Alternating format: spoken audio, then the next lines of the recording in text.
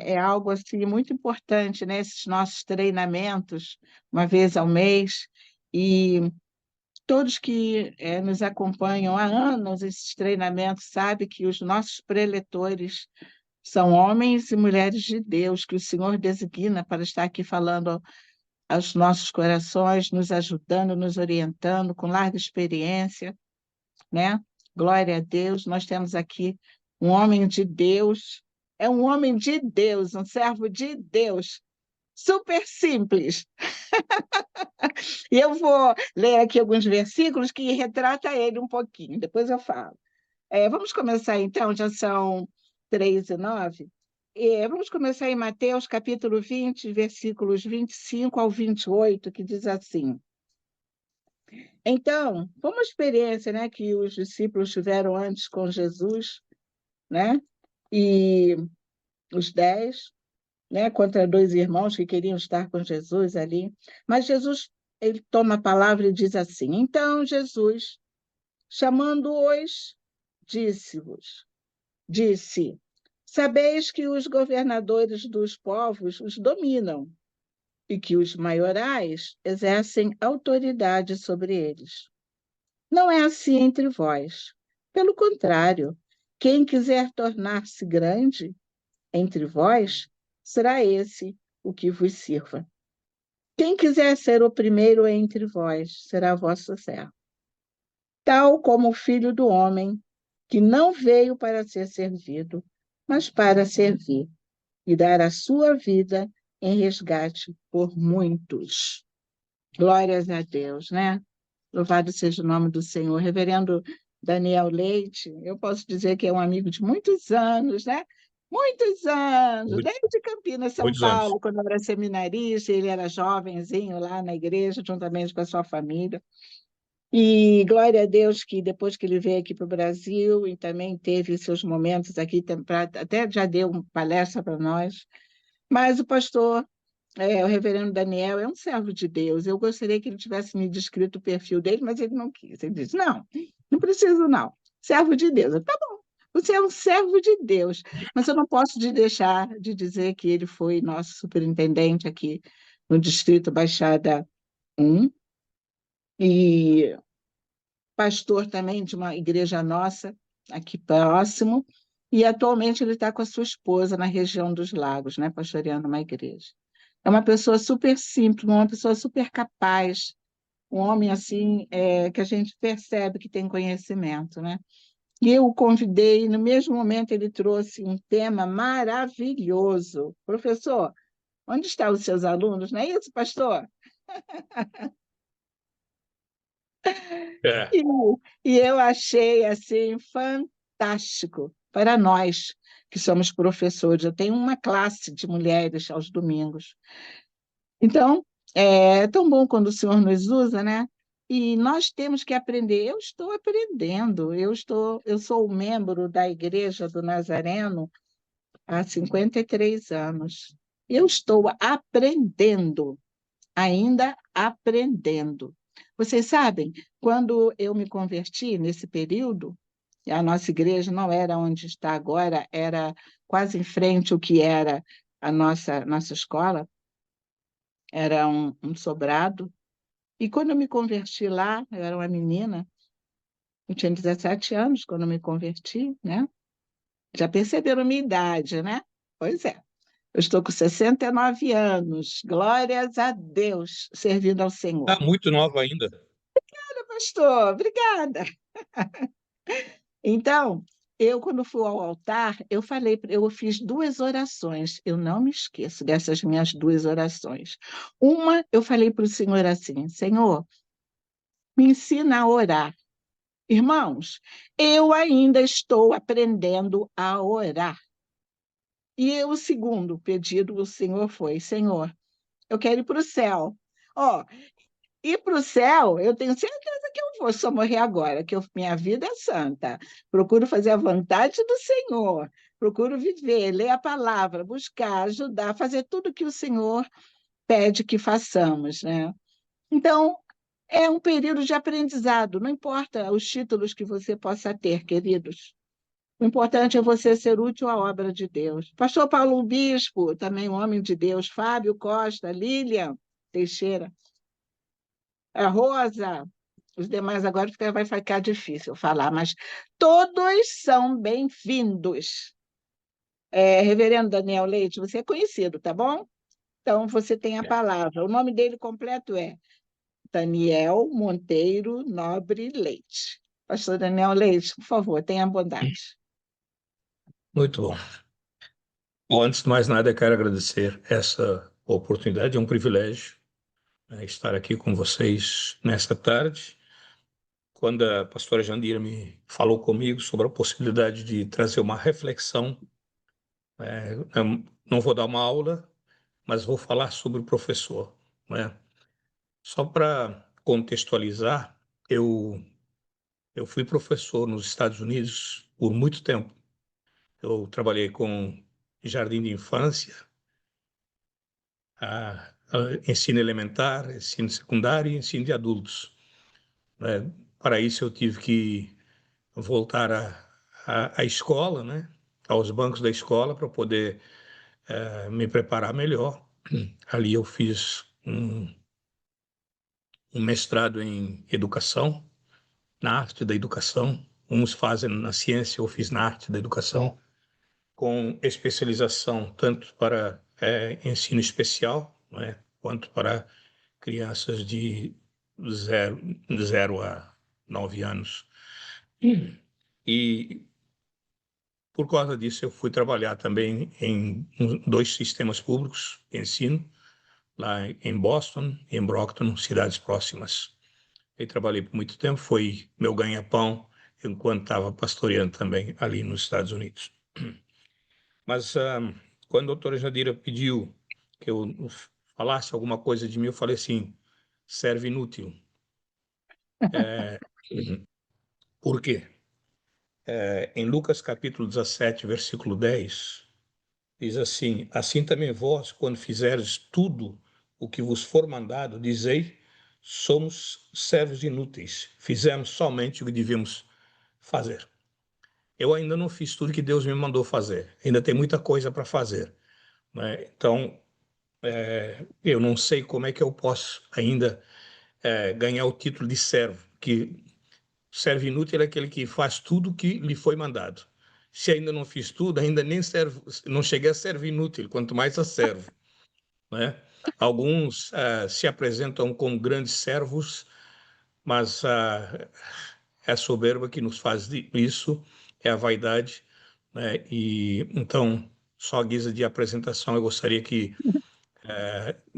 deixar muito claro que eu sou um servo que ainda nem inútil cheguei a ser, mas um dia, quem sabe, eu consiga chegar a essa divisa, né, de servo inútil, para depois, né, se Deus quiser, colocar servo bom e fiel, né? Que é uma escala, né? A gente vai crescendo nessa escala, nessa escola, né? Muito bem. Quando, a doutora Jandira já falou sobre o que a gente quer falar hoje, né? A reflexão que a gente vai fazer. Eu não gosto de falar sozinho, né? Eu acho muito chato. Monólogos não tem seu lugar, mas eu prefiro conversar. Eu prefiro o diálogo, né? E eu gostaria que a gente conversasse nessa tarde sobre esse assunto que para mim é muito importante, né? Não só onde estão seus alunos, mas qual o legado que você está deixando. Nós deixamos um legado eterno. Agora, o legado pode ser positivo, geralmente é positivo, mas também podemos deixar um legado negativo na vida de algumas pessoas. Com certeza você tem professores, até dos ensinos, do ensino primário, os 4 primeiros anos do seu ensino, que você se lembra, até com carinho. Foram bons professores que te ajudaram, que te ensinaram, que, né, te encorajaram e tal. Mas também, não sei se você teve o desprazer de ter maus professores, mas eu já tive professores que eu lembro deles, mas com raiva, né? Porque em vez de ensinar, eles eram professores, por exemplo, que usavam a palmatória, que usavam vara de marmelo, o cinto, né? E tentando forçar os alunos a aprender, né? Quer dizer, eram pessoas que não estavam preparadas para ensinar, estavam exercendo aquela função porque alguém as colocou ali. Naquele tempo, quando eu era criança, as pessoas terminavam o quinto ano, né? E alguns iam como professores, outros terminavam o oitavo, eram colocados como professores, porque havia uma escassez. Então, essas pessoas não sabiam como lidar, não tinham nenhuma pedagogia, nenhuma didática, nada. Era na base da pancada mesmo, né? Aquela ideia de que lá em Deuteronômio diz que tu inculcarás, eles entenderam que era para abrir a cabeça com uma palmatória e enfiar a coisa lá dentro, né? E isso aí causa um trauma, é que eu inclusive fugi da escola quando no meu primeiro ano, fui para casa e falei para minha mãe, não volto mais na escola. Eu tinha o quê, 5, 6 anos, e ela viu que alguma coisa não estava bem, então ela me reteve em casa e os meus 2 primeiros anos ela me ensinou em casa, porque para evitar senão seria um trauma maior, né? Então eu fui, como que fala, homeschooled,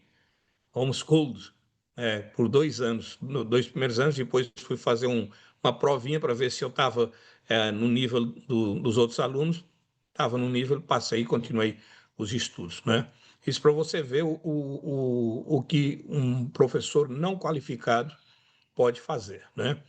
E também eu tive um professor, isso já no 12º ano, um professor de matemática. Todo mundo tinha trauma, eu tinha trauma de matemática, né, por causa exatamente dos professores ruins que a gente teve, né? Mas eu encontrei um professor, o apelido dela era Niki, porque ele usava muito esse Niki, eu faço isso, aí vai acontecer, Niki, eu faço. Então, todo mundo chamava de Niki. E ele brincava com a matemática. E ele ensinava de uma maneira que todos aprendiam. A gente tinha prazer em estar na sala dele. Era a sala mais séria, era um curso preparatório também para o vestibular.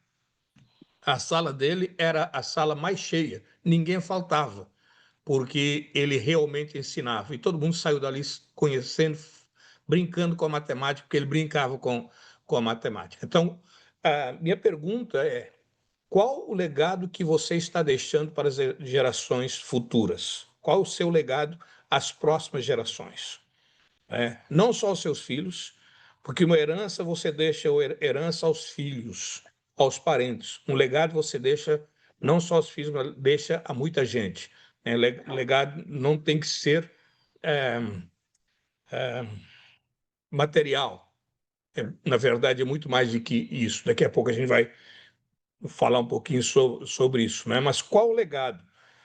Uma outra pergunta que me veio quando eu estava conversando com a pastora Jandira é a seguinte: quantos dos seus alunos, quantos dos seus discípulos você estaria disposto, ou quanto por cento você estaria disposto a deixar ir para o inferno? Essa é uma pergunta de confrontação e eu quero confrontar você porque na hora essa pergunta veio para mim, eu até falei para a sua Jandira isso, né? Eu vou fazer essa pergunta, vai confrontar, mas é importante que a gente seja confrontado, porque como professor de escola dominical, como discipulador, agora a gente tira o professor primário, o professor secundário, vamos colocar agora a nossa função na igreja. Nós temos a DNI, por exemplo, tem nas suas mãos todas as faixas etárias da igreja. A gente pega de 0 até a morte, não é? Então, a DNI tem essa responsabilidade de educar na palavra de Deus, de ensinar, de instruir, de fazer tudo isso, né, de 0 né, até que a pessoa morra. DNI tem é o único departamento da Igreja do Nazareno, na Igreja do Nazareno, que tem essa amplitude, né? Porque JNI trabalha só com jovens, MNI trabalha com missões, mas DNI nós trabalhamos com todas as pessoas.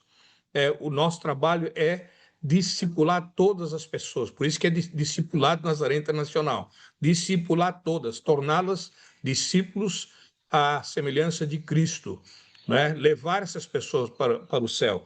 Há um texto em 2 Timóteo 2, 1 e 2, que deixa eu pegar aqui, 2 Timóteo 2, 1 e 2, diz o seguinte, que Deus quer, olha que coisa interessante,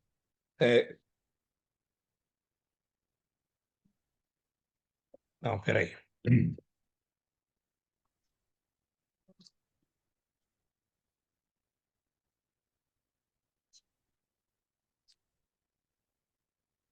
Não, 2 Timóteo 2, 1 Timóteo. Eu falei de 2 Timóteo, 1 Timóteo 2, 1 a 7, diz assim, antes de tudo, olha, daqui a pouco a gente vai fazer isso, antes de tudo, pois exorto que se pratique, que se use a prática de súplicas, orações, intercessões, ações de graças, em favor de todos os homens. Portanto, não há exceção aqui. O João 3,16, alguém pode citar João 3,16 aí? Como é que diz João 3,16? Que é conhecido no mundo inteiro, nos estádios de futebol. João 3,16 diz: Deus amou o mundo de tal maneira que deu seu Filho unigênito para que todo que nele crê não pereça, mas tenha a vida eterna. Deus amou o mundo para que todo aquele que nele crê não pereça, mas tenha vida eterna. Então, né? Diz assim, em favor de todos os homens, em favor dos reis e de todos que se acham investidos de autoridade, para que vivamos vida tranquila e mansa, com toda piedade e respeito. Isto é bom e aceitável diante de Deus, nosso Salvador, o qual Deus, nosso Salvador, deseja que todos os homens sejam salvos. Então, a vontade de Deus é que todos os homens sejam salvos, né? E que cheguem ao pleno conhecimento da verdade. Não só a salvação, mas o pleno conhecimento da verdade. Porquanto há um só Deus e um só mediador entre Deus e os homens, Cristo Jesus, homem, o qual a si mesmo se deu em resgate por todos, novamente. Testemunho que se deve prestar em tempos oportunos. Para isso foi designado pregador e apóstolo, a firme a verdade, não minto, mestre dos gentios na fé e na verdade. Então, a vontade de Deus é que todos, sem exceção, sejam salvos. Todos vão ser salvos? Ao que parece, não. Né? Mas Deus quer que todos sejam salvos. Né? Agora, nós, como cooperadores com Deus, nessa empresa, nesse empreendimento de salvar pessoas, queremos que todos os nossos alunos sejam salvos. Estamos fazendo, porque querer uma coisa, fazer com que isso aconteça é outra coisa totalmente diferente. Estamos realmente interessados na salvação dos nossos alunos, porque esse é o legado. Não é dizer mais tarde que meu aluno fulano de tal hoje é presidente da República, ele é engenheiro, ele é médico, e daí? Se ele for para o inferno, nada disso tem valor, não é isso? Então, o legado que eu e você, como professores, como discipuladores, temos a deixar é um só, é a salvação. Deus quer que as pessoas sejam salvas, né? Quantos, vou abrir para você falar, quantos dos seus alunos você gostaria que fossem salvos? Por favor, fique à vontade. Quantos dos seus alunos? Se fosse pegar assim, eu tenho tantos por cento eu quero que sejam salvos, tantos por cento não me interessa, podem ir para o inferno. Está tudo bem. Quantos deles você acha que você podia dispensar?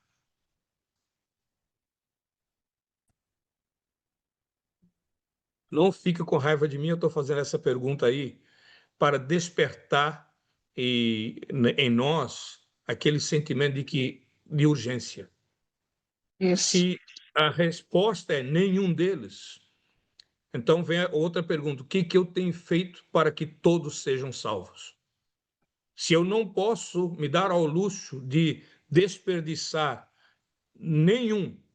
só um dos meus alunos, dos meus discipulandos, o que eu tenho feito para que todos eles sejam salvos, para que nenhum deles se perca. Deus não quer que nenhum se perca, Deus quer que todos sejam salvos. O que eu tenho feito? A gente tem ouvido muitas vezes, e eu bato muito quando eu ouço isso, pessoas dizendo, mas ele não é ovelha, ele é bode. Quem deu a nós o direito de rotularmos as ovelhas que o Senhor Jesus põe nas nossas mãos? Como é que eu sei que essa pessoa é bode e não ovelha? Se o próprio Jesus, quando ele falou de joio e do trigo, ele falou o quê? Deixa os dois quietos, não mexam.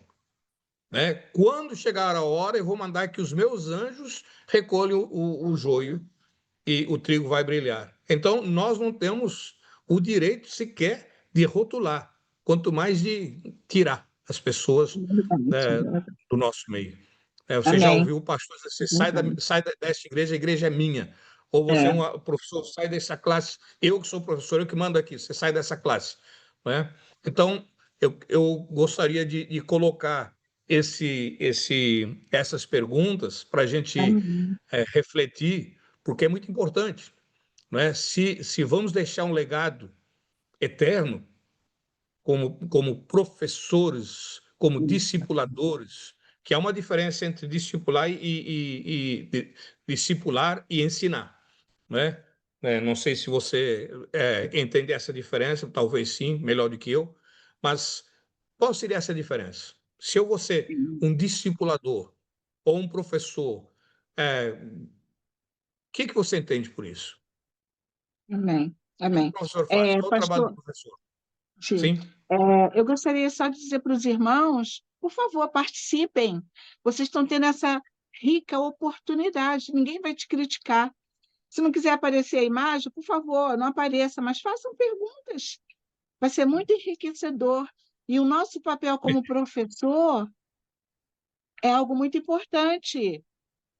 Na nossa igreja, há muitos anos atrás, uma professora da infância, a criança tinha 6 anos e ela estava dando aula, e ela estava com pressa para acabar a aula porque ela ia viajar. E no coração dela estava, e a mente dela dizia: faça apelo, faça apelo, faça apelo.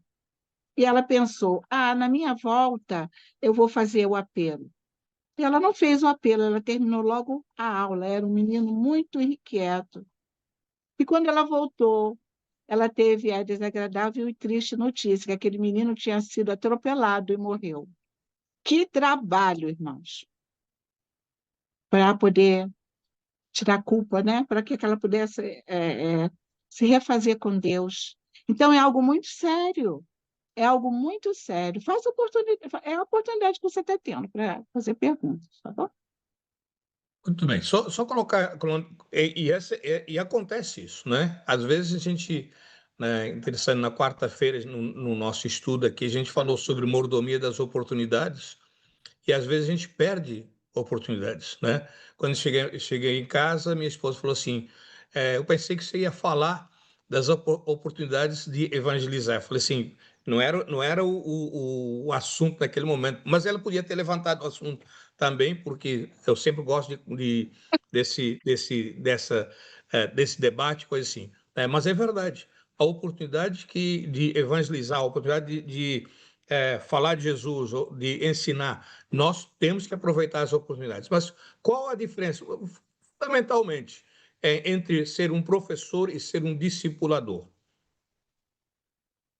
Você, você nota a diferença? Você acha que é a mesma coisa? Como é que... Jesus era mestre, não é? Não era um professor ou era um discipulador?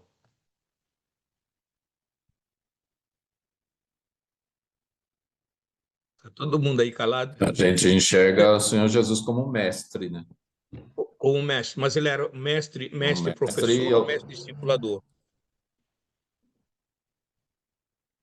Não tem isso é resposta forte. Eu certa acho nem que eu errada aqui. enxergo os dois, porque ele Os discipulava, mas dois. também ensinava, e ele tinha habilidade para Uhum, toda situação, né? Ele sabia utilizar todas as ferramentas que um professor uhum. normalmente sabe utilizar para poder levar o ensino para o aluno, e o Senhor Jesus usava bastante bem isso, né?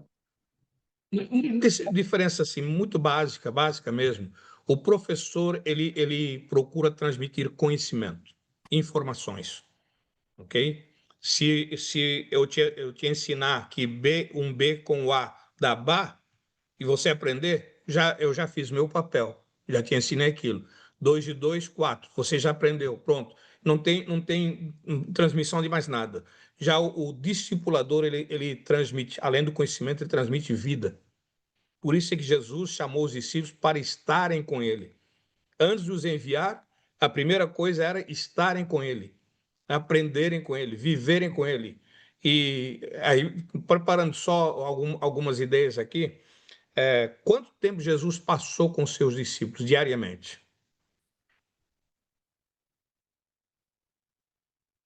Quanto tempo Jesus passou com os discípulos? Principalmente aqueles mais perto.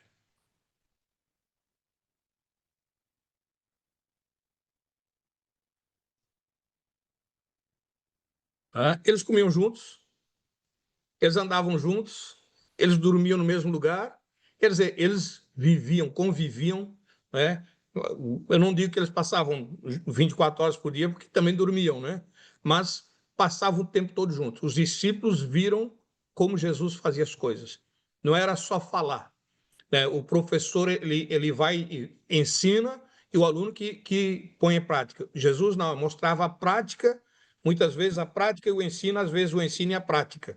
Né? Quando, por exemplo, ele lavou os pés aos discípulos, ele foi da prática para a teoria, não foi? Porque primeiro lavou os pés, depois ele falou assim: vocês entenderam o que eu fiz? Eu sou mestre, eu sou senhor, tal, tá tudo bem, vocês devem fazer. Então, ele deu uma prática, uma lição prática, e depois ele deu uma instrução para eles que serve para nós até hoje. Então, muitas vezes ele fazia essa jogada, né? Prática, teoria, teoria, prática. Ele usava muitos meios visuais, olhar para os livros do campo, os passarinhos e tal, né? Para que os discípulos pudessem aprender. Então, eles se tornaram semelhantes a Jesus, não é? O objetivo era que eles se tornassem semelhantes a Jesus, né? E não apenas que eles coletassem uma série de informações, né? Porque tinha muita gente que tinha informação, tinha muita gente, os fariseus, os escribas, os saduceus, todos eles tinham informações, muita informação. Mas Jesus deu a eles muito mais do que informações, ele deu a vida dele. Né? Então, discipular é transmitir vida. Você pode transmitir informações juntamente com vida, mas eminentemente transmitir vida e não informações. Enquanto o professor ele visa transmitir conhecimento, pelo conhecimento, o discipulador ele visa a transformação pessoal e integral da pessoa. Né? Então, nós discipulamos para que a pessoa seja transformada. Né? A Bíblia diz de glória em glória, até a medida. Né? E lá em Efésios, em Gálatas, em Romanos, quando fala de todos os, em Coríntios também, fala de todos os dons, ele fala que ele deu para que nós possamos crescer. Né? Cada um fazendo o seu trabalho, até que todos cheguem ao pleno conhecimento, né?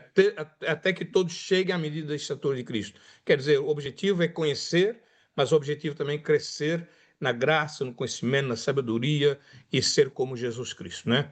Então, o mestre dos mestres, ele chamou seus seguidores, em particular 12, para estarem com eles. Primeira coisa, né?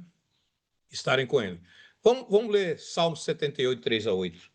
Salmo 78, 3 a 8. Você deve ter sua Bíblia, porque nós estamos aqui numa escola dominical, né?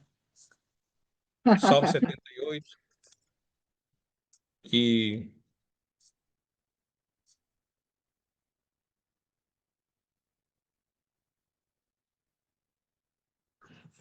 interessante que esse salmo aí ele tem muito a ver com o que Paulo fala a Timóteo, né? O que ouviste de mim, transmite a homens fiéis para que transmitam outro. Então, quer dizer, a gente vai repassando, por isso é que se torna um legado eterno. A gente nunca... O que o meu professor de escola dominical ouviu de alguém, que ouviu de alguém, que ouviu de alguém, que você vai até chegar nos apóstolos, até chegar em Jesus, até chegar nos profetas, e a gente vai até chegar ao início de tudo, quando Deus criou Adão e Eva, né? No início de todo do ser humano. E então aqui diz assim: o que ouvimos e aprendemos, o que nos contaram nossos pais, não o encobriremos a seus filhos. Contaremos à vindoura geração os louvores do Senhor, o seu poder e as maravilhas que fez. Então, essa é uma tarefa que nós temos de repassar não apenas as informações. O que acontece com a segunda, terceira, às vezes quarta geração, é que eles só recebem o conteúdo teórico, só as informações, as histórias, mas não recebem a vida. Particularmente, eu sempre digo que até os 22 anos de idade, eu andei pela fé dos meus pais. Meu pai e minha mãe, pastores, os dois, servos do Senhor. Então, nós não tínhamos que fazer nada. Eu não tinha que fazer, preocupar com nada, porque meu pai e minha mãe é que se preocupavam. Até os 22 anos, eu andei pela fé deles. Qualquer coisa, eles é que se viravam. Eu vim achar isso aqui mais tarde, meu filho fazendo a mesma coisa comigo. Numa situação de enrascada, eu falei assim: pai, ora por mim. Eu falei assim: mas por que, filho? Não, porque. Eu falei assim: ora você pode orar. Não, você tem mais crédito com o homem lá em cima.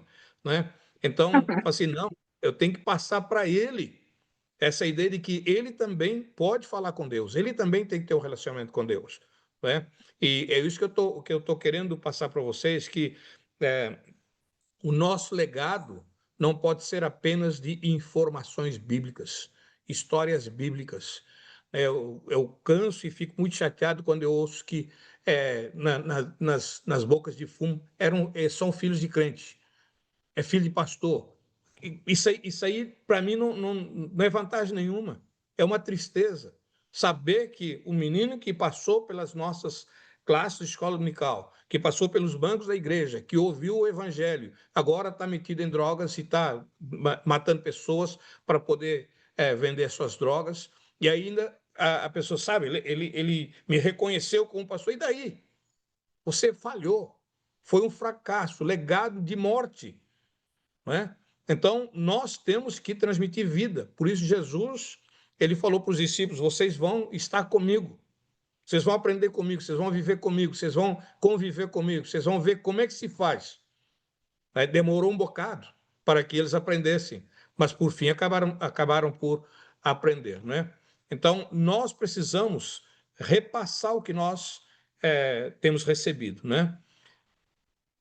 Só para a gente entender um pouquinho aqui, legado. O que é legado? Eu falei que há uma diferença entre um legado e uma herança. Uma herança geralmente você pode até deixar dívida para alguém, né? Mas uma herança geralmente é algo material que você deixa para os seus filhos, para os seus netos e assim por diante, né? Legado de vida é o conjunto de valores, ações, ensinamentos e o impacto positivo que uma pessoa deixa para as gerações futuras. De novo, é o conjunto de valores, ações, ensinamentos e o impacto positivo que uma pessoa deixa para as gerações futuras, seja em sua família, amigos ou na sociedade em geral. Qual o legado que eu, como professor de escola dominical, que eu, como discipulador, aqui temos vários pastores, que eu, como pastor, ou pastora, estou deixando para aqueles que virão depois, as futuras gerações. O que eu estou deixando? Quem está me ouvindo? Quem está na igreja que eu pastoreio? Quem está na classe que eu leciono? Classe de escola dominical? Quem está no pequeno grupo? Qual o legado que eu estou deixando? Eu me lembro uma vez, meu pai, ele estava fazendo uma crítica, né, sobre a igreja moderna e a igreja do tempo dele, e ele falou assim: no nosso tempo nós tínhamos colunas. Aí ele citou alguns homens. Aí eu virei para ele e falei assim: só que essas colunas estavam todas bichadas. Ela falou assim, como assim? Eram colunas que, na verdade, assim, fulano de tal, ele tinha amante, fulano de tal tinha amante. Vocês, a gente sabia disso, mas éramos crianças e não podia falar nada. E eram pessoas consideradas colunas na igreja. Olha que tragédia. Hã? Eram colunas da igreja, eram os grandes da sociedade. Mas com uma vida miserável. E eram esses os professores de escola dominical. Eram esses os líderes dos departamentos. Né? Então, que tipo que legado eles deixaram? Né? Que legado esse pessoal deixou? Um deles, quando estava morrendo, ele sofria tanto que o pastor dele ficou quase que traumatizado, porque ele disse assim, água, água, por favor, me dê água, eu estou caindo no inferno. Isso ele na hora da morte. E o pastor falou assim, não, ele não pode falar isso, não pode falar isso, ele é crente. Falei assim, pois é, a vida que ele levou é exatamente ele está sentindo exatamente o fogo do inferno pegando no pé dele, porque essa foi a vida que ele levou, não é? E a gente achava que ele era o grande homem na igreja, grande, não é? Então, que legado eu e você estamos deixando? Que valores, que ações, ensinamentos, qual é o impacto da nossa vida nas futuras gerações, tanto em casa quanto na sociedade, os meus amigos, né, os meus colegas de trabalho, em todo lugar. Não se trata apenas de bens materiais, mas principalmente de como vivemos, amamos e contribuímos, moldando a forma como seremos lembrados. Não é apenas passar dinheiro, não é apenas passar coisas. Essas coisas ficam todas. Não sei se você viu charge, né, de um homem que chega no céu, né? E ele vem com duas malas enormes, cheias de dólares. Quando ele chega lá, alguém diz assim, stop, né? Para. Esse aqui você joga ali. Tinha uma montanha enorme de dólares, mas antes, assim, não, mas isso aqui é meu, você não pode entrar com isso aqui. Se você vai entrar, tem que entrar sem nada. Né? Então, dar dinheiro para pessoas, isso aqui não é nada, mas deixar valores, as nossas ações, os nossos ensinamentos, o impacto positivo. Agora, eu fico pensando que, embora por definição um legado seja positivo, nem sempre é. Nem sempre o é. Por exemplo, você pode causar um legado, deixar um legado negativo. Se uma pessoa, um pai tem um mau caráter, né, e ele morre, as pessoas começam a olhar para os filhos também daquela maneira. Né? Ele é filho de fulano de tal. Né? Ele é filho de fulano de tal, é filho de fulano de tal. Né? Então, o legado que a pessoa deixou foi um legado negativo, não foi positivo. Né? Bom, vamos ver assim. Ações e valores. Ações e valores. É a perpetuação das nossas atitudes, princípios e do amor ao próximo através de ações impactantes no dia a dia. Né? Então, as minhas atitudes, os meus princípios, o meu amor ao próximo se mostram através das ações impactantes no dia a dia. Como é que eu trato o meu próximo no dia a dia? Não é o que eu falo que deve ser. Né? Você precisa amar, né? Mas como é que eu trato realmente? A Bíblia diz, se tiver fome, dá-lhe de comer. Se ele tiver sede, dá-lhe de beber. Mas está falando de quem? Qual próximo é esse aí? Se o teu inimigo. Olha aí. Então, as minhas ações, as minhas atitudes em relação às pessoas têm muito a ver com o meu legado. Então, as ações do dia a dia, as minhas ações do dia a dia, como é que eu estou tratando os meus alunos? A gente está falando da início, escola dominical, discipulado. Como é que eu estou tratando? Como é que eu estou relacionando com os meus alunos? A minha esposa, ela conta a história de um menino que caminhava muito.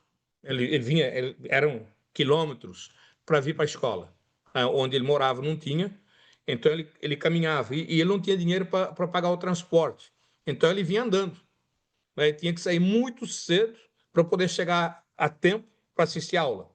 Só que ele chegava cansado e com fome, né? E aí minha esposa começou a perceber, isso aqui não, escola normal, né? Não era na escola dominical. Minha esposa começou a perceber que aquele menino ele estava, né, desalentado, né? Um dia ela deu uns biscoitos para ele. Aquilo reacendeu, trouxe uma energia para ele. Ele já ficou um pouquinho. Aí ela falou assim: a partir de agora, todos os dias vou levar alguma coisa para ele, porque eu já sei que conversou com ele, começou a entender o que estava acontecendo. Então, todos os dias ela levava um lanchinho para aquele menino, porque sabia que ele vinha sem lanche, mas ele vinha, caminhava muito para poder chegar à escola, né? E aprender. Mas a fome e o cansaço derrotavam tudo, né? Então, como é que eu estou tratando os meus alunos, né? Ensinamentos e exemplos. Você transmite lições, você transmite experiências e um bom exemplo de vida que serve de inspiração para os outros, né?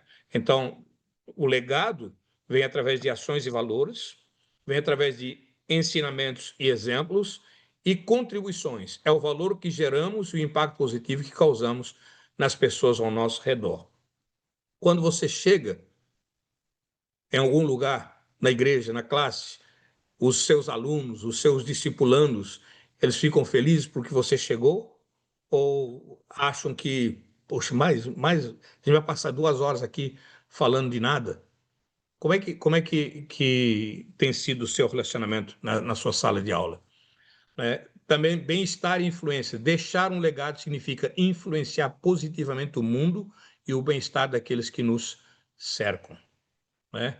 Influenciar positivamente, levar a pessoa a querer fazer alguma coisa. Eu quero ser melhor. Isso me leva a uma segunda parte que eu gostaria de colocar aqui.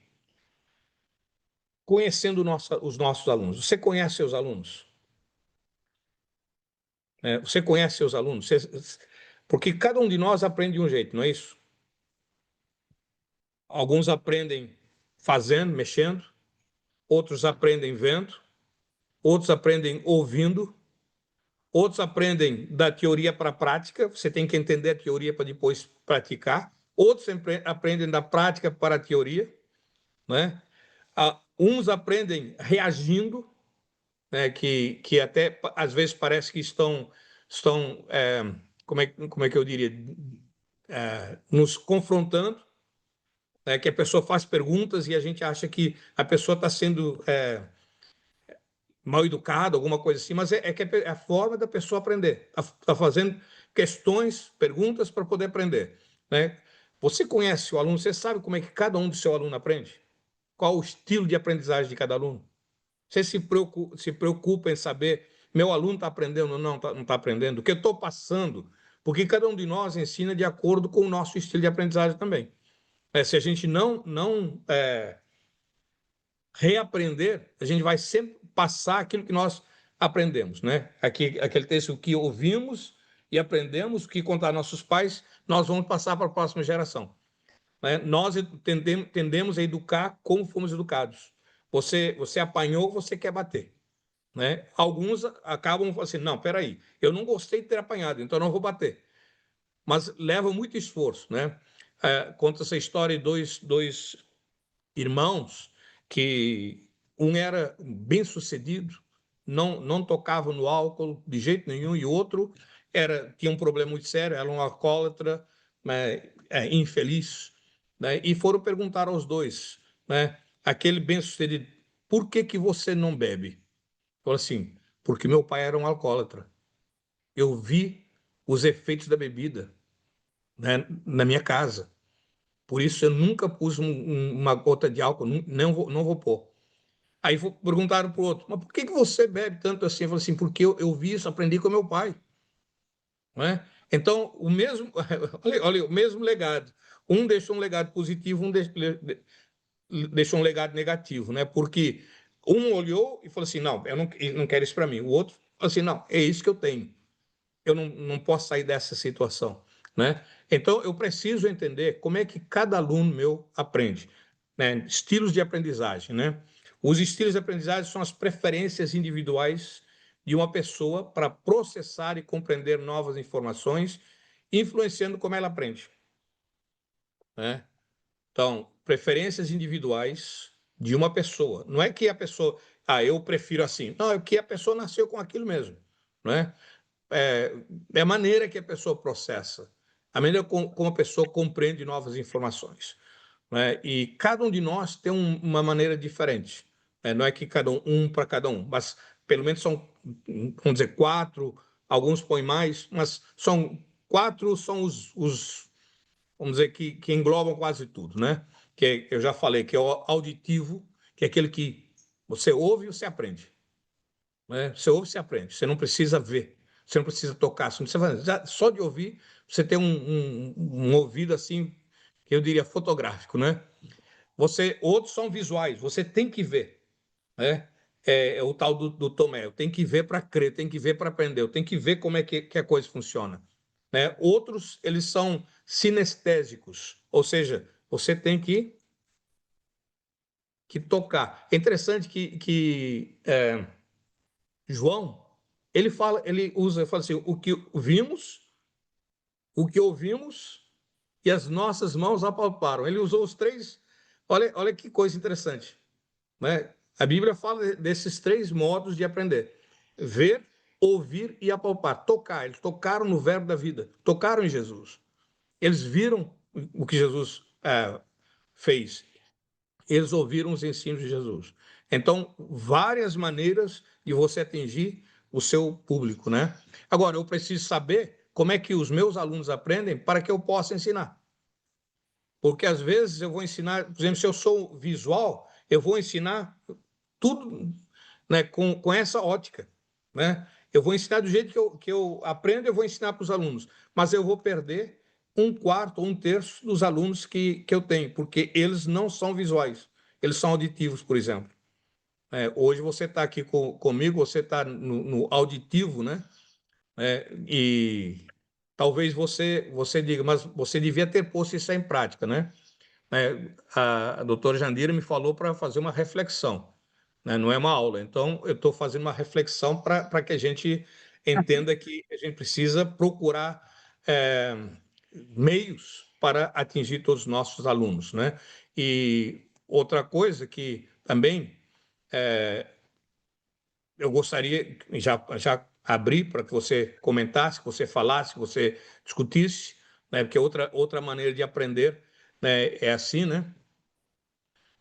Então, você conhece seus alunos, isso aqui é importante, que a gente faça isso, né? Vamos lá.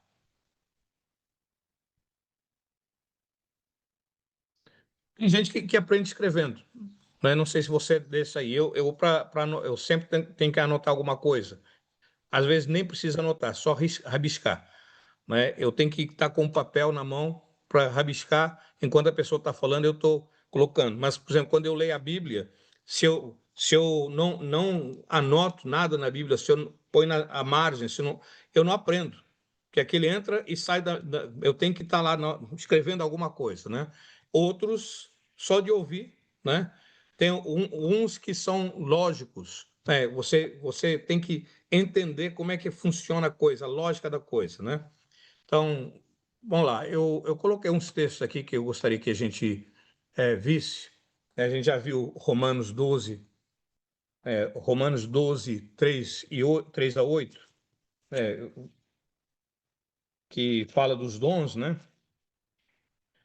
E são dons importantes, e dentro desses dons tem o dom do ensino, o mestre, né? E vai para cada um, vai falar uma coisa, né? Porque pela graça que me foi dada, digo a cada um dentre vós, que não pense de si mesmo além do que convém. Antes, pense com moderação, segundo a medida da fé que Deus repartiu a cada um. Né? Romanos 12, 3, depois 4 diz, porque assim como num só corpo temos muitos membros, mas nem todos os membros têm a mesma função, assim também nós, conquanto muitos, somos um só corpo em Cristo e membros uns dos outros. Ou seja, nós precisamos trabalhar uns com os outros, ensinar uns aos outros, ajudar uns aos outros, né? Agora diz, tendo, porém, diferentes dons, segundo a graça que nos foi dada, se profecia, seja segundo a proporção da fé. Se ministério, dediquemos ao ministério. Mas o que eu quero chamar a atenção aqui, o 7b diz, ou o que ensina, esmere-se no fazê-lo. Né? Aí eu fiquei pensando, o que é essa palavra, esmerar-se? O que significa esmerar?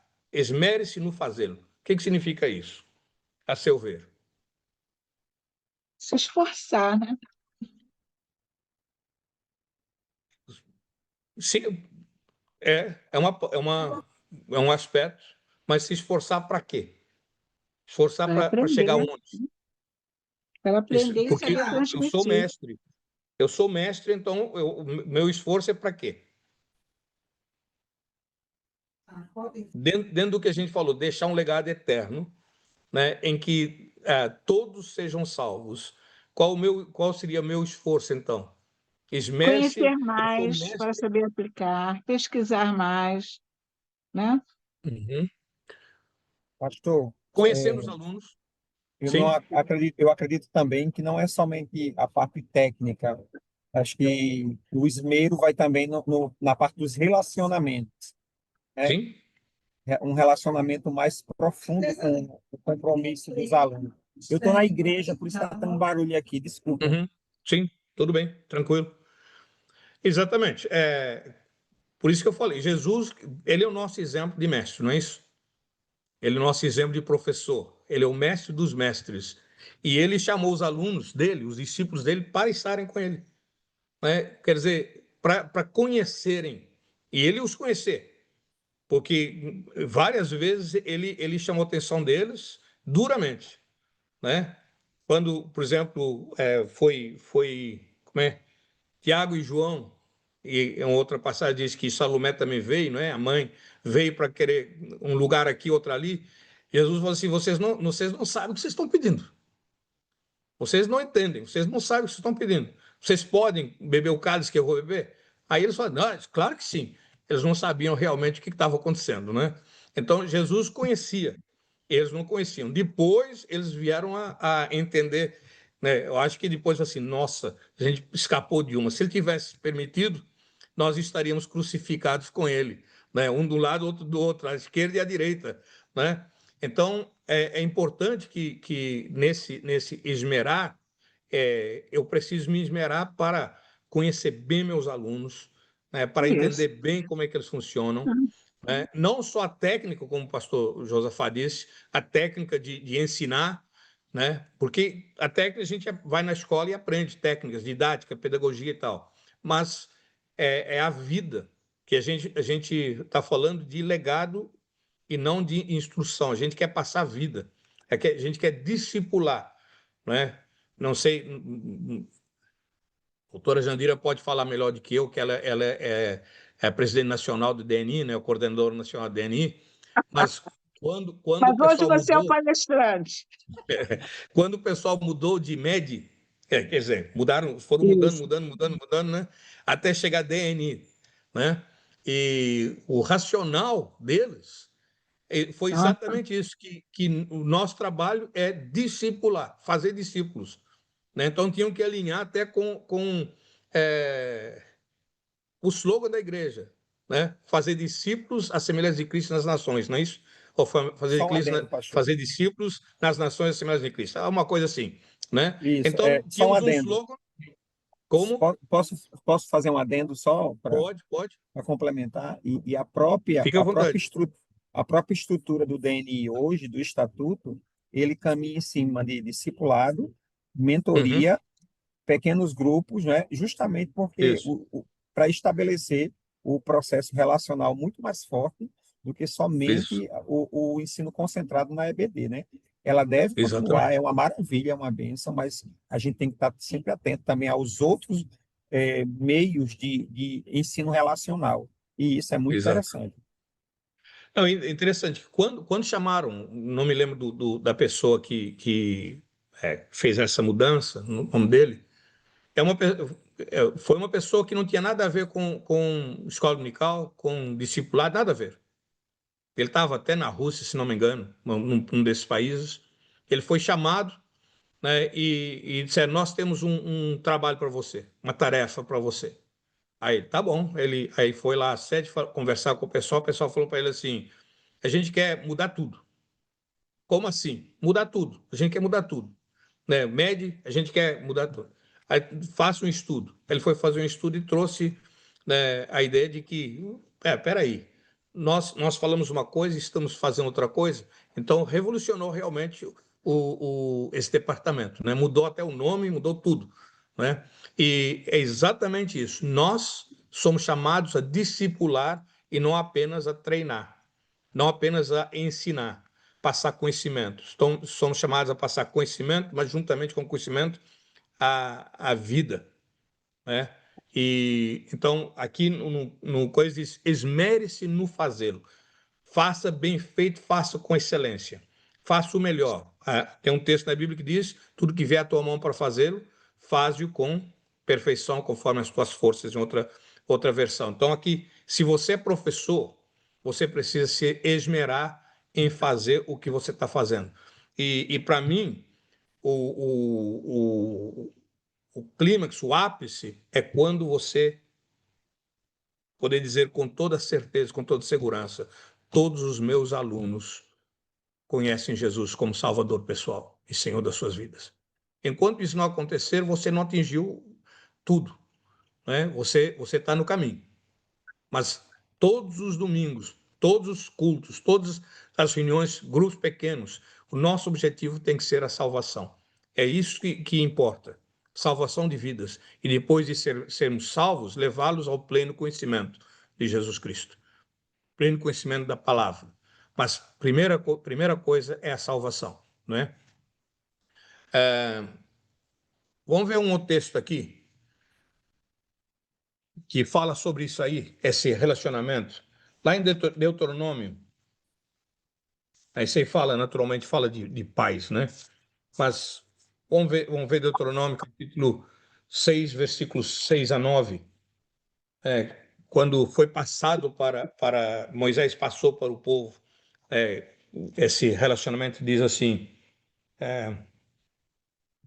estas palavras que hoje te ordeno estarão no teu coração, não na tua mente. Interessante, né?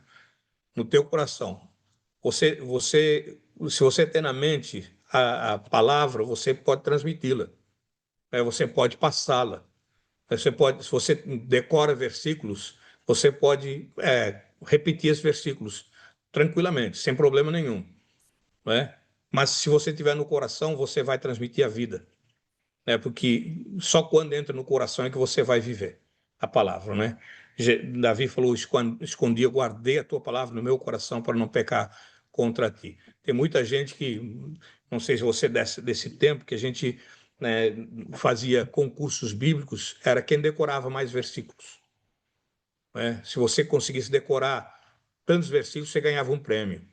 E a gente decorava. Tem versículos que até hoje estão na minha mente, ficaram, está decorado. Mas aquilo não descia para o coração, porque era só decorar, era um exercício mental. Né? Isso acontece com alunos. Você se lembra, provavelmente, na escola, quando você tentava decorar a matéria, né, e para fazer prova, mas chegava, dava um branco, porque você só decorou, realmente você não estudou.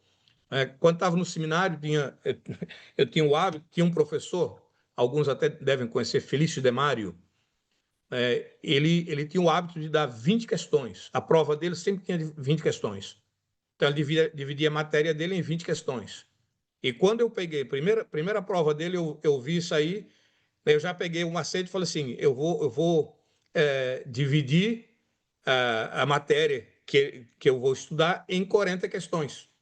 Então, eu fazia 40 questões, pergunta, resposta, da matéria toda. Quando terminava, eu entregava aquilo, eu escrevia tudo e entregava para um colega. Falei assim, toma aqui, vai estudar. Né? E ele passava a noite inteira, né, estudando, decorando. Pergunta tal, resposta tal, pergunta tal. Aí chegava na prova, não estou me gabando nem nada, mas todos os anos, todas as provas do pastor Felício Demário, eu tirei nota 10. Não teve ele não punha nada, só assinava, punha nota e assinava. Né? Por quê? Porque eu me preparei, né? Eu estudei, né, para aquela prova.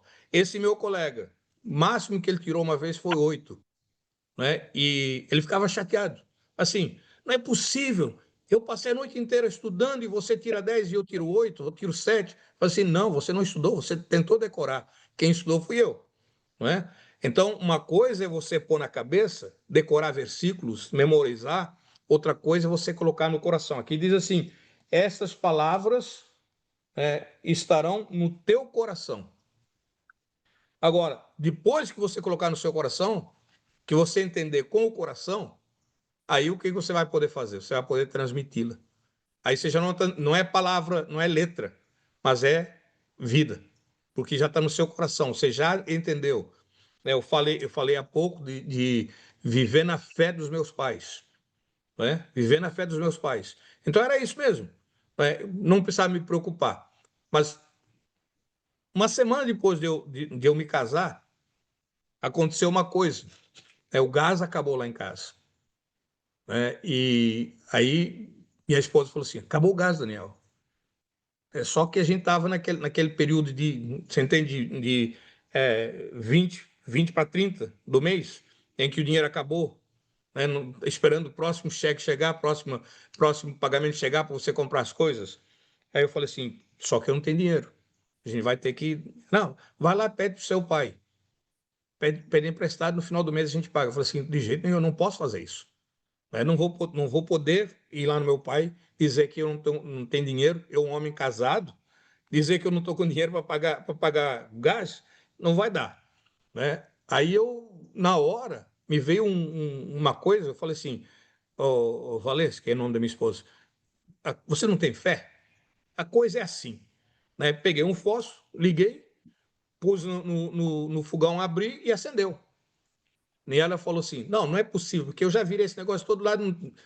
Pois é. Então agora já tem gás. Ela foi lá, fez a comida, a gente ficou uns 10 dias. No dia que a gente recebeu, o gás acabou. E ela falou assim: acabou o gás. Eu falei assim: agora é para a gente deixar de ser sem vergonha e comprar, né? Porque, então, aí daquele momento em diante, eu comecei a entender que a fé que os meus pais tinham era para eles. Eu precisava ter fé. Né? E a gente começou nessa escola de fé pouco a pouco. Mas eu tinha visto isso nos meus pais. Como é que eles viviam? Como é que eles faziam? Né? E então eu só trouxe a memória aquilo, né? E depois, como eu falei, com os meus filhos, mesma coisa. Eu falei assim, não, você precisa ter um relacionamento pessoal com Deus. O meu relacionamento com Deus é meu, particular, mas eu tenho que te ensinar que você pode se relacionar com Deus também. Você também pode orar, você também pode falar com Ele, você também pode conhecê-lo pessoalmente, né? Aqui está dizendo, você põe no coração, de maneira que você vai viver a palavra. É uma coisa você chegar com um ensinamento cru, né, na sala de aula. Você chegar lá e falar pode falar das histórias bíblicas, contar história e tal. Mas outra coisa é você poder demonstrar para os seus alunos que você acredita naquilo, porque você já viu aquilo acontecer. Não é? Não sei se as experiências que você tem, mas, por exemplo, eu digo que eu já vi multiplicação de pães, né, onde não tinha quase nada, deu para muita gente comer. Então, houve multiplicação de pães. Eu já vi morto ressuscitar. Eu já vi pessoas sendo curadas. Eu já vi até aquela parábola, aquela história da figueira que foi amaldiçoada. Eu já vi, não uma figueira, mas uma pimenteira secando na hora, assim. Então, muitas coisas. Então, quando você vai ensinar a palavra, você vai transmitir as histórias bíblicas, elas precisam vir para a realidade atual. Não é só contar, há 2000 anos, quase 2000 anos atrás aconteceu isso, isso, isso. Não, não, hoje ainda acontece. Não é? Por isso que tem que descer no coração. Eu tenho que crer naquela palavra. Eu tenho que conhecê-la também, não é? Para que eu possa transmiti-la, transmitir a vida daquilo que eu estou fazendo. A diz assim, tu as inculcarás nos teus filhos, e delas falarás, assentado em tua casa, andando pelo caminho, ao deitar-te, ao levantar-te. Ou seja, tem que ter vida. A gente tem que estar junto. Porque se você não para você falar, né, assentado, andando, deitado, levantado, em todo momento, você tem que estar junto. Né? Discipulado implica estar junto. Não tem como você discipular ao longe, à distância. Não tem como. Como é que você vai discipular à distância? A pessoa está lá, a pessoa não sabe nada de você. Você simplesmente vai falar que é isso, é aquilo, aquilo outro. Né? É impessoal. Discipulado é pessoal. Ensino pode ser impessoal. Né? Você pode ensinar qualquer coisa onde você for sem coisa. Né? Vamos lá. Um outro texto que eu gostaria que a gente visse, 2 Timóteo 2, 1 a 2, a gente já tocou nisso aí, sobre a transmissão. 2 Timóteo 2, 1 e 2.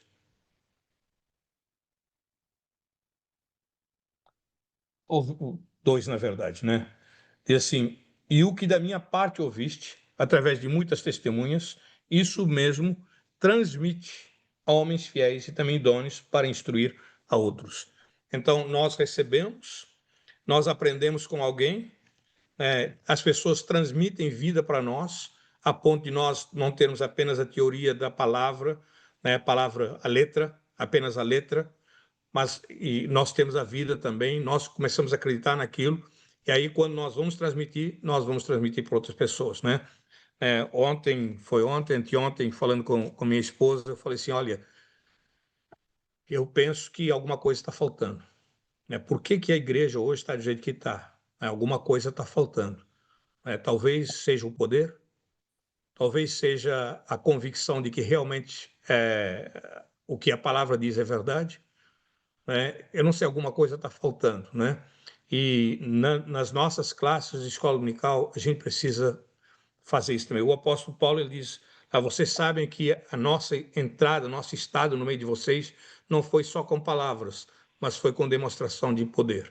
Então, as nossas classes de escola dominical, os nossos grupos pequenos de discipulado, precisam também que haja poder, manifestação de poder de Deus nesse lugar. A palavra precisa ser real, né, na vida dessas pessoas. O que vimos, ouvimos, aprendemos, né, o que nos ensinaram, nós então vamos transmitir para outras pessoas. Por favor, alguém quer comentar, quer contradizer, pode ficar à vontade.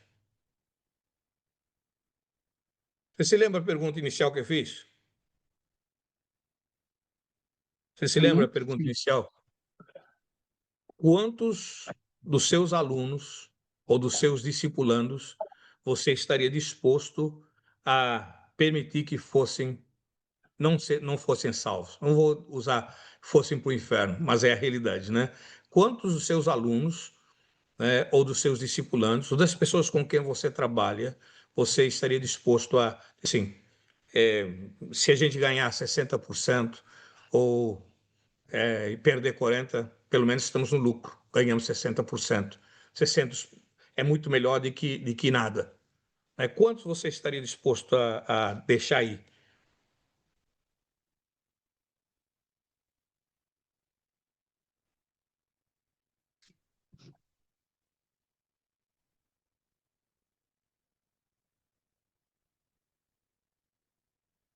Eu acho que a questão não é, eu acho que a questão não é somente quantos eu estaria disposto, né? Assim, o ideal mesmo é que todos fossem salvos, né? Esse é o ideal de Deus. Uhum. Então, assim, eu busco que todos os alunos que entrem na escola dominical sejam influenciados para buscar mais a Deus. desde a salvação até o processo mesmo de inteira santificação e chegar num ponto mais relacional da vida cristã. É inevitável entender que alguns vão se perder, mas, assim, acho que se resume à palavra que você leu ainda agora, pastor, que diz que esmere-se. O esmero tem que ser justamente para que o maior número possível esteja nas fileiras do céu, né? Então, acho que vai muito para isso aí. Eu não arriscaria dizer um percentual, porque o desejo do meu coração não seria só 60%. Para mim, acho que seria 100%. Todos que entrassem em contato com o ensino da palavra de Deus ministrado pela minha vida realmente fossem levados a essa decisão de salvação. Uhum. É, se a gente pensar que é inevitável que alguns se percam, né? Mas quem vai se perder? Por que é inevitável? Por que é inevitável que alguns se percam, né? Esse é o meu que eu estou fazendo esse questionamento. Quando a pastora Janira falou comigo, na hora me veio esse pensamento aí, que para mim foi assim: caramba, eu não quero que ninguém se perca, não. O que eu estou fazendo? Né? O que eu estou fazendo como pastor, como professor de escola dominical, como discipulador? O que eu estou fazendo? Né? Eu preciso fazer mais, então, porque eu preciso ter certeza que todos os alunos, pelo menos, tenham tido a plena oportunidade de conhecer, não é? Se depois eles rejeitarem, já é outra coisa. Mas quando fala de nós nos esmerarmos no fazê-lo, em ensinar, em transmitir, eu fico pensando, será que nós estamos fazendo tudo que devíamos fazer ou precisamos fazer? Né? Eu me apresentei dizendo que eu não me considero ainda um servo inútil, né? Porque ainda não fiz tudo, né? Mas o que mais falta, né? O que eu posso fazer para que todos os meus alunos, todos, não só os alunos, mas todas as pessoas com quem eu realmente interajo, venham a, pelo menos, ter essa oportunidade, mas real, né? Porque uma coisa é você chegar e transmitir uma aula e ir embora. Outra coisa é você conviver com aquele aluno, né? E, por exemplo, aqui a gente está com uma série de crianças e adolescentes num projeto que a gente tem junto com a igreja, né? E a gente sempre procura, né, trazer para eles para a vida real, né? A gente convive com eles todos os dias, né? E domingo tem a escola dominical, mas não é uma coisa isolada, né? Porque a gente convive com essas crianças e adolescentes todos os dias, né? Na verdade, todos os dias não, menos sábado, né? O único dia que a gente tirou para descansar e preparar para domingo é sábado, mas os outros dias, todos os dias, está tendo essa convivência e dá para conhecer as crianças, né? Há dias, uma delas, um jovenzinho, chegou para minha esposa e falou assim: eu sou gay, né? Eu sou gay, né? E aí ela teve a oportunidade de começar a trabalhar com ele, porque é um rapazinho, né, que se acha, né? E ela começou a conversar com ele. Que você, como é que é isso? Me explica. Em vez dela ficar assustada e tal. Mas como é que a gente saberia disso aí se fosse só uma hora de escola dominical? Entendeu? Então, essa convivência, né? O esmerar-se, para mim, envolve você conhecer, né, pessoalmente cada aluno, né? Você conhecer como é que esse aluno vive, né? O que ele pensa, né? Deixar ele se expressar. Às vezes a gente é tão, né, a nossa classe, a gente está com tanta pressa de terminar, como o doutor Jandira disse, que a professora estava com pressa de terminar porque ia viajar e não fez apelo, e quando volta agora, e agora? Já era, não tem mais jeito, o menino já morreu, não é? Então, talvez a gente precise de reavaliar, eu preciso me revelar como professor. O que eu estou fazendo? Em vez de dizer assim, esse aluno... quer ver uma coisa? Quando eu era professor nas classes primárias, na escola pública, todos os anos, no final do ano, um professor do ano, por exemplo, terceiro ano, passa as pastas dos alunos que vão para professor de quarto ano, né? Nessas pastas tem a vida acadêmica, tem os castigos, tem tudo ali. É uma pasta, é um portfólio de cada aluno, né? E então eu estava recebendo alguns alunos vindos de outra escola. Então a professora veio para me trazer essas pastas e ela sentou comigo, né, falando de tal, falando de tal. Ela falou assim: esse aqui, deixa eu falar para você. Quando me falaram que ele vinha para sua sala, eu falei assim, coitado, né? Aí achou que ele vai receber esse aluno que é uma peste. Então, eu falei assim, por favor, não me fala não. Não, mas eu preciso falar. Não, não fala não. Porque se você falar alguma coisa dele assim, que eu já percebi que ela ia no negativo, eu vou criar uma antipatia antecipada, eu vou criar um preconceito com esse aluno. Então, por favor, não me fala nada. Não, mas eu tenho que falar. Não, não, não quero ouvir. Né? Realmente, esse menino era um desafio. Né? Ele tinha uma cabeça de todo tamanho para o corpo dele, né? Parecia que puseram uma abóbora de Halloween na cabeça dele, né? Desdentado, né? Andava sempre com o nariz escorrendo e ainda estava toda hora levantando a mão. Eu. Né? A princípio eu falei assim, poxa, esse menino aí vai... Né? Mas aí eu comecei a trabalhar com ele. Assim, comecei a conhecer. Ele queria ser notado. Eu comecei a trabalhar com ele. Ele ficou 2 anos comigo, né? Quarto ano, quinto ano. Depois ele foi para uma escola que a nossa escola só lecionava até quinto ano.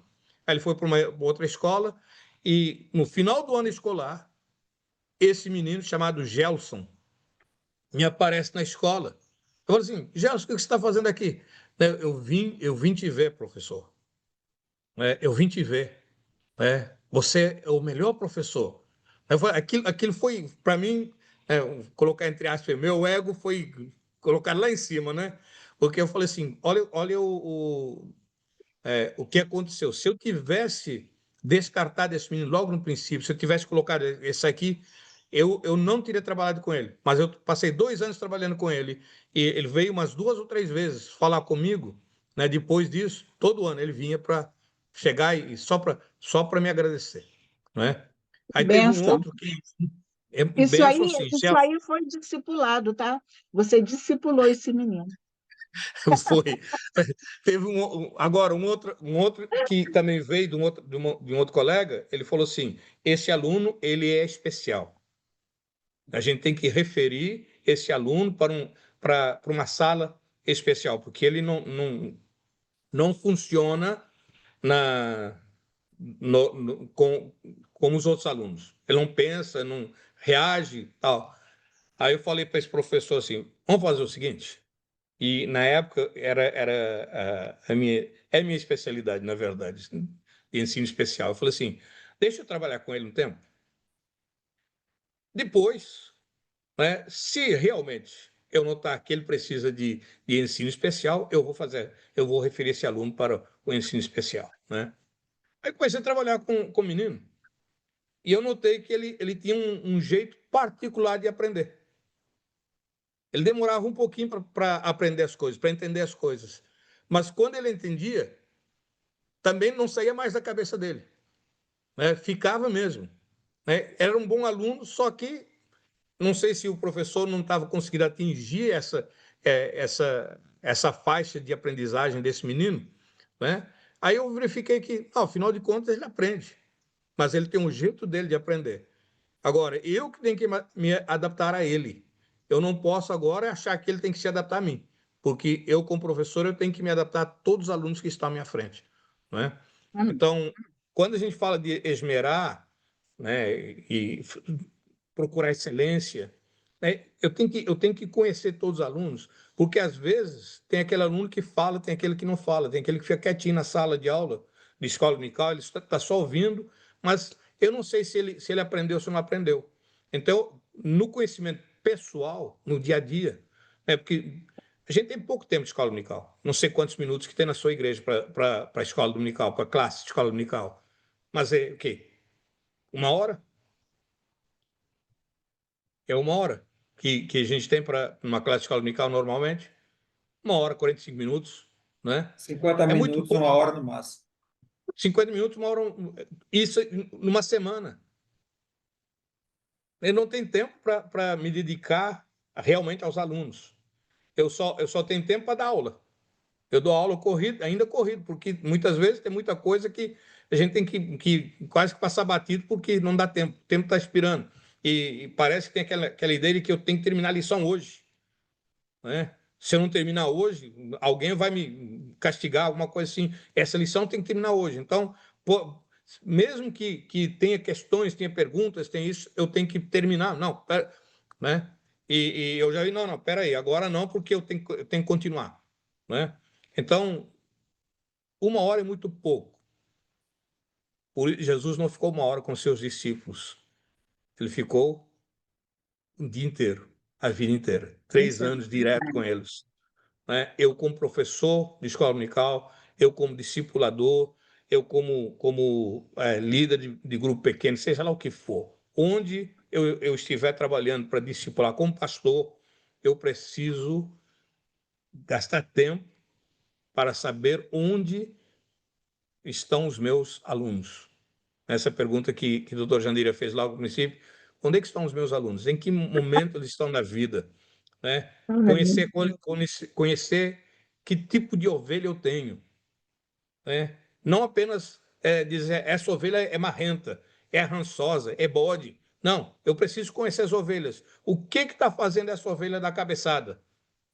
Por que essa ovelha, essa pessoa age dessa maneira? Eu tenho que interagir, né? E como professor eu preciso fazer isso. Se eu não fizer isso, eu estou fadado a deixar um legado eterno, mas negativo. Porque eu vou É, perder. Essa questão do rótulo é muito importante, né? Porque Uhum, eu também sou professor de escola pública e eu sei que essa questão do rótulo atrapalha muito, né? E o principal problema é que atrapalha ter entrado dentro da igreja. A gente tem que uhum, começar a rotular. Aquele é o irmão problemático. Aquele é o irmão que só isso. discute aquele dali, misericórdia. Aí, não, aquele aqui é uma benção. Aquele ali é não sei o quê. E a gente começa a colocar esses rótulos e muitas vezes esses rótulos impedem o relacionamento. Se Jesus Cristo, imagina Jesus com os 12, que ele sabia quem era a peça de cada um, se ele fosse colocar o Uhum, rótulo já antecipadamente, né? Acho que ele não teria tido o resultado dos 12 como nós temos hoje, né? Trazendo na palavra do Senhor. Então, assim, é uhum, muito importante a gente olhar para as pessoas destituído dos rótulos que outros já colocaram nele, né? sim. E isso atrapalha muito o processo da aprendizagem e dos relacionamentos, não só dentro da escola dominical, mas dentro da igreja como um todo, né?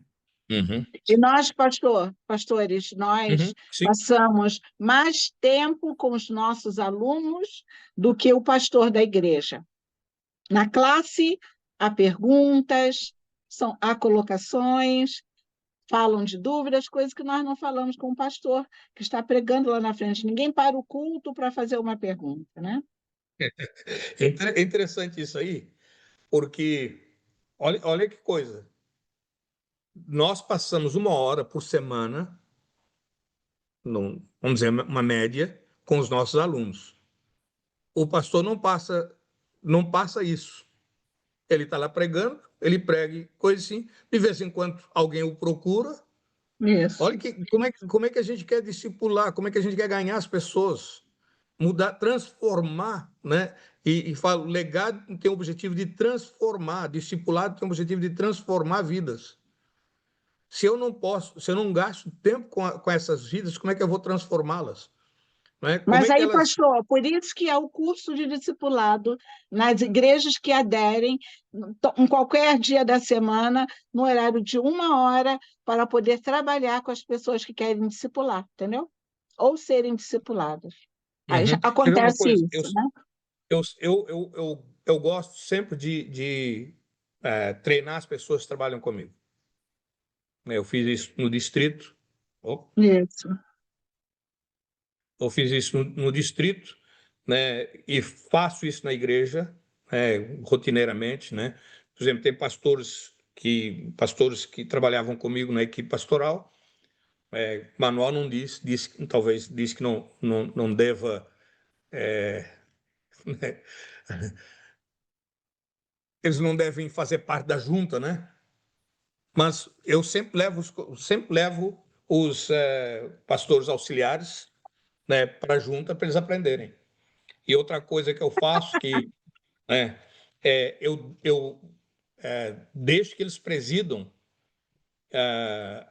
a igreja, que eles sejam os pastores da igreja por um mês. Então, cada mês esse mês você vai pastorear a igreja.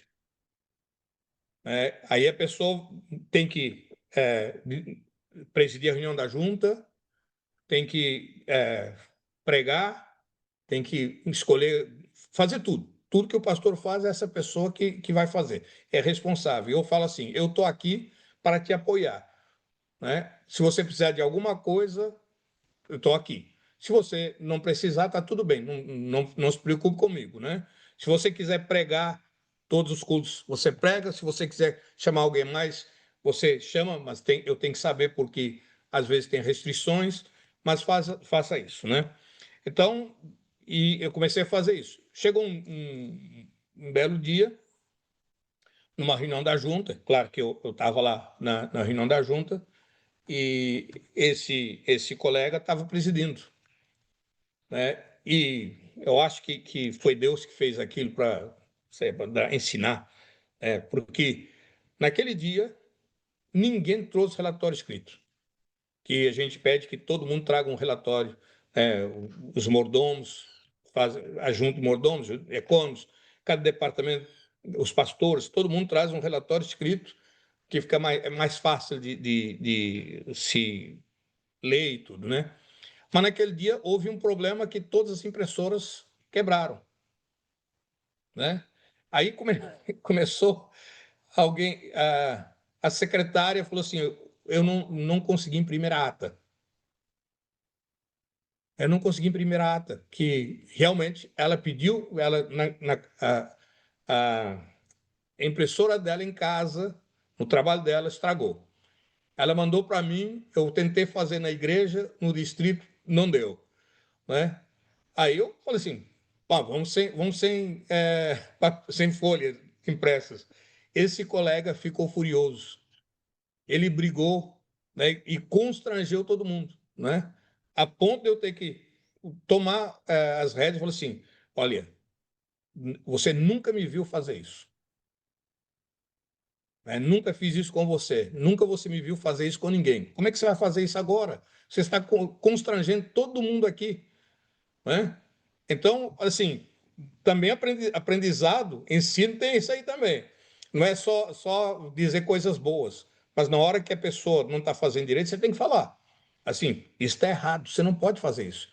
Se a pessoa já falou para você que a impressora estragou, não teve condição de imprimir, eu já te falei que impressora do distrito, da igreja, minha impressora. Naquele dia deu pano em tudo, né? Acho que era só para testar né, esse pastor, né? E aí ele ficou meio sem graça, falou assim: não dá. Eu nunca fiz isso com você, como é que você vai fazer com os outros? Se você tivesse visto isso em mim, então, discipulado é isso. É quando você chama a pessoa para perto e você mostra como fazer e depois você requer que a pessoa faça também. Não é falar assim, não, tudo bem, você não fez, está tudo bem. Não. Se eu estou te discipulando, você precisa aprender e fazer. Né? Não é simplesmente aprender, ou ouvir, ver. Não. Então, é importante isso também, né? Mas, voltando aqui, temos muito pouco tempo. Eu acho que agora, com esse pouco tempo que nós temos, sabendo que nós temos só uma hora, sabendo que nós temos, durante a semana, pouco tempo para tratar com as pessoas, o que a gente vai fazer? O que a gente pode fazer para modificar? Como é que eu posso me esmerar se eu não tenho tempo nem para ser excelente, né? O que eu posso fazer, para pelo menos melhorar essa razão de 60, 40, 90, 10, 99, 1, sei lá. O que eu posso fazer?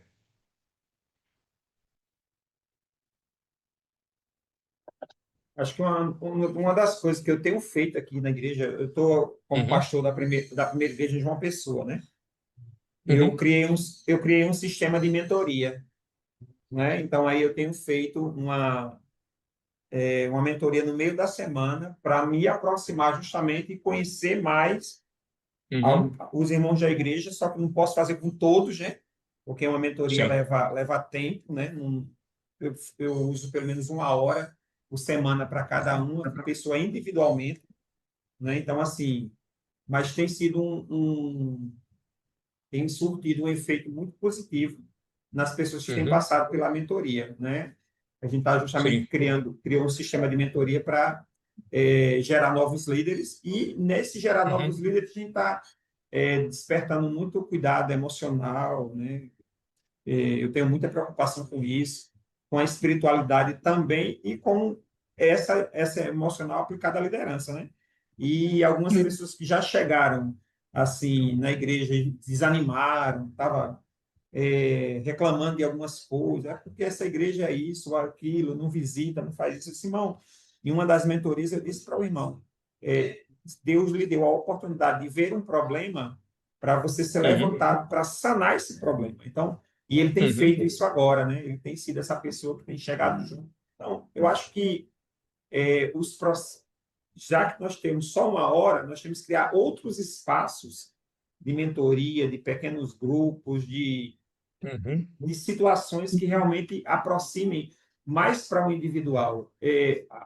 O ensino coletivo é muito proveitoso, mas Jesus sempre fez um ensino individualizado, né? Sempre ele certo. pegou um ou outro e aplicou uma coisa que era necessária. Eu vejo assim.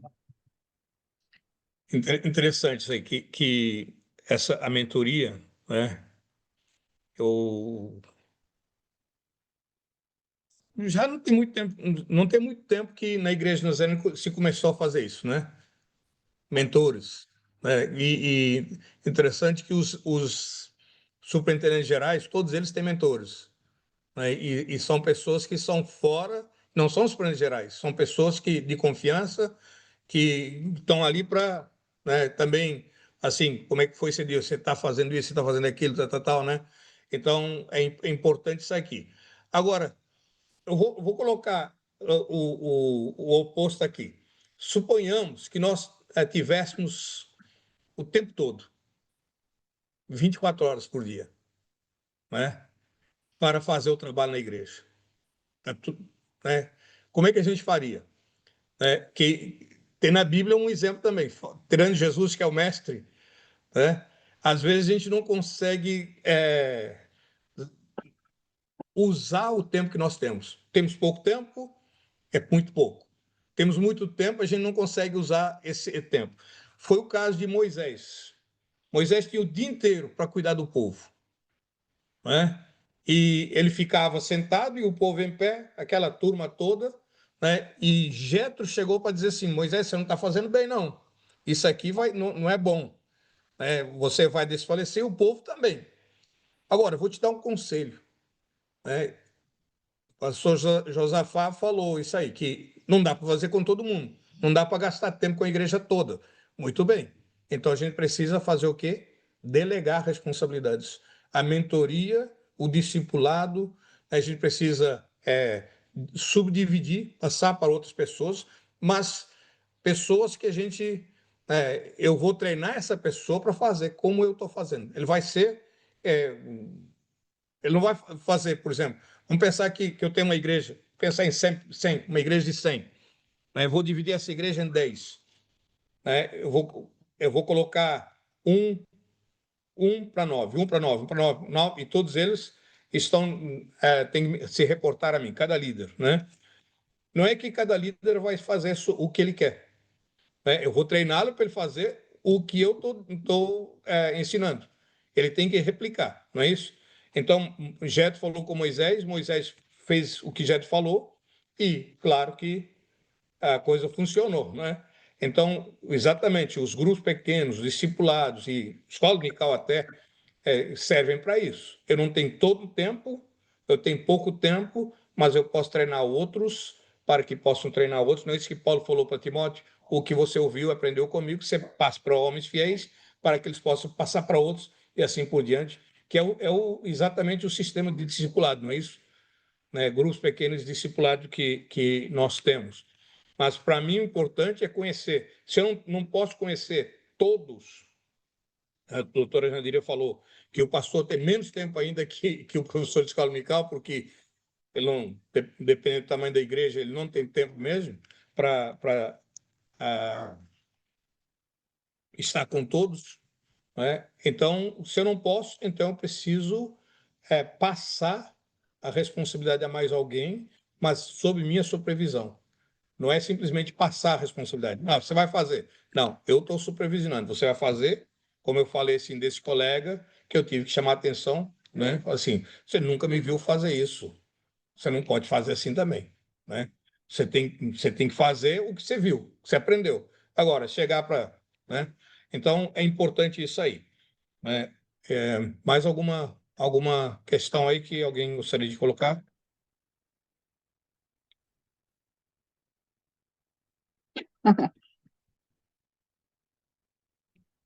Foi bênção, É, pastor. Bênção. alguém colocou aqui, há de se considerar o livre-arbítrio. É verdade. Eu Verdade. concordo. A gente precisa considerar o livre-arbítrio no que tange a salvação. A pessoa pode escolher não ser salva, né? Eu já ouvi alguém dizer assim, não, eu quero ir para o inferno. Tudo bem. O que O eu vou problema é da fazer? pessoa, né? É uma escolha que você tem, a liberdade. Mas, né, eu também não posso me eximir da responsabilidade. E assim, a pessoa tem livre-arbítrio, portanto, eu não preciso fazer, eu tenho que fazer.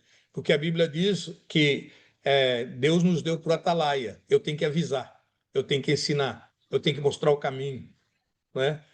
E se a pessoa resolver escolher outro caminho, aí é problema dela. Mas a minha responsabilidade é fazer tudo para que a pessoa caminhe na direção certa, né? Então, considerando o livre-arbítrio, mas eu tenho que fazer minha parte. Assim, Isso. depois de eu fazer tudo que me foi mandado, aí se a pessoa ainda resolver fazer errado, eu já não posso fazer nada. Como, por exemplo, eu não posso responsabilizar um pai ou uma mãe que ensinam bem os seus filhos e os filhos escolhem andar por caminhos errados. Como eu vou responsabilizar essa pessoa? Fez tudo que podia fazer, mas o filho resolveu ouvir com mais alguém, né? Então, o livre-arbítrio a gente leva em consideração, sim, mas a gente não pode, o que a gente não pode é usar isso como desculpa para não fazer, né? A minha parte eu tenho que fazer. O esmerar-se no fazer é minha responsabilidade. Quem recebe tem outra responsabilidade, né? Se a pessoa recebe e despreza, é responsável por aquilo, né? É, Amém. Graças sim, a sim. Deus. Aí alguém colocou sim, e aí o pastor, o professor, onde é que está? Sim, e aí o pastor, o professor ou o discipulador não pode se considerar um fracasso, sim. Nós não somos fracassos na medida em que fizermos tudo o que é possível fazer, né? Eu vou fazer o melhor que eu posso. A Bíblia diz: tudo que vier à tua mão para fazer, faze-o conforme as suas forças, ou faze-o com perfeição. Eu vou fazer o melhor que eu posso fazer para que todos os meus alunos sejam salvos, né? Então, no dia, no final, quando eu for para julgamento ou a julgamento, Deus não vai saber, não vai perguntar quantos alunos você salvou, porque Não sou eu que vou salvar, né? Mas ele vai perguntar: você foi fiel na transmissão? Você foi fiel nas instruções? Você fez tudo que você podia fazer? Então ele vai questionar a minha fidelidade, não o coisa. Eu coloquei aquela a ideia de percentual só para provocar um pouquinho, né? Para a gente poder parar e assim, opa, peraí, né? 10 Porque minutos, professor, 10 tá bom, minutos. né? Tá bom. Eu só coloquei aquilo ali só para estimular um pouquinho a conversa para a gente, assim, peraí, eu não quero que ninguém se perca, né? Eu não quero que ninguém se perca. Então, eu vou fazer tudo para que ninguém se perca, né? Essa é a ideia. O meu legado tem que ser um legado positivo. Eu vou transmitir vida para os meus alunos, né? Eu vou transmitir a palavra viva, né? Não a palavra morta, né? Como uma história que aconteceu 2000 anos atrás, mas algo que acontece hoje, né? Hoje eu posso testemunhar, eu acho que todos nós podemos testemunhar das maravilhas que o Senhor tem feito nas nossas vidas, né? A gente já viu milagres de todo tipo de milagres, né? Eu digo para as pessoas que só tem um milagre que ainda não vi, que eu estou querendo ver ainda, que é andar sobre as águas. Isso aí eu não consegui ainda, né? Mas também não houve necessidade de andar sobre as águas. Mas se tiver, Deus é capaz de fazer. Tá bom, anda sobre as águas só para você, né, dizer que você já viu tudo, né? Se ele me der essa oportunidade depois. Mas outros milagres. Então, quando você traz a Bíblia, eu falo assim: olha, estou mostrando essa história, mas eu já vi isso acontecer na minha vida. É outra coisa. Aí a pessoa, mas é possível, hoje ainda. Não é uma história, não é um conto de carochinha, não é uma lenda. Isso é real, né? Então você transmite vida para as pessoas e não apenas a letra da palavra. Então é isso que é legado. Você transmite vida e não apenas instruções. O professor transmite conhecimento, né? Se você aprendeu, aprendeu. Se não aprendeu, você reprova, né? E a pessoa vai mais um ano e tal, né? Já nessa área que nós estamos, a gente não pode se dar o luxo de ter reprovados, mas ninguém passa também sem ser aprovado. Então, nós temos que trabalhar muito para que as pessoas possam ser aprovadas no dia final, né? Eu agradeço essa oportunidade. Eu só quis trazer isso aqui para a gente.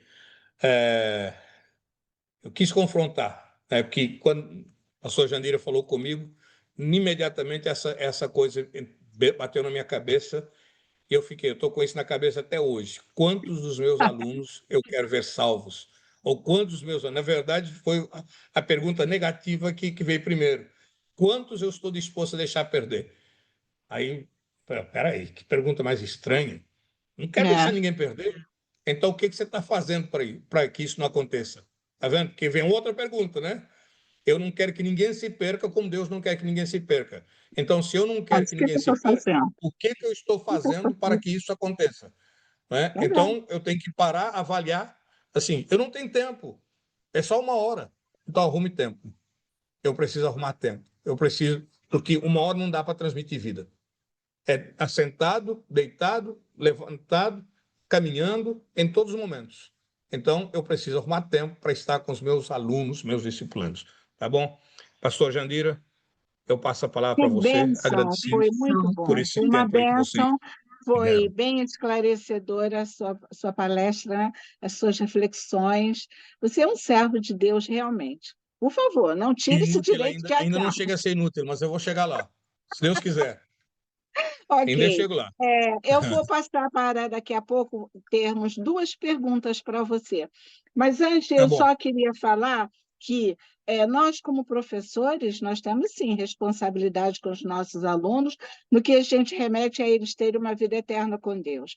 O que eu contei dessa professora que não fez o apelo na classe de crianças Uhum, para esse menino de 6 anos, e ela saiu para viajar e na volta ela soube que ele tinha morrido. uhum, Eu nem sim. sei se ela ainda continua na Igreja do Nazareno, eu não a conheci, mas eu soube disso. Mas eu tenho duas Uhum, experiências com alunas minhas que se converteram na minha classe, adoeceram e foram para o céu.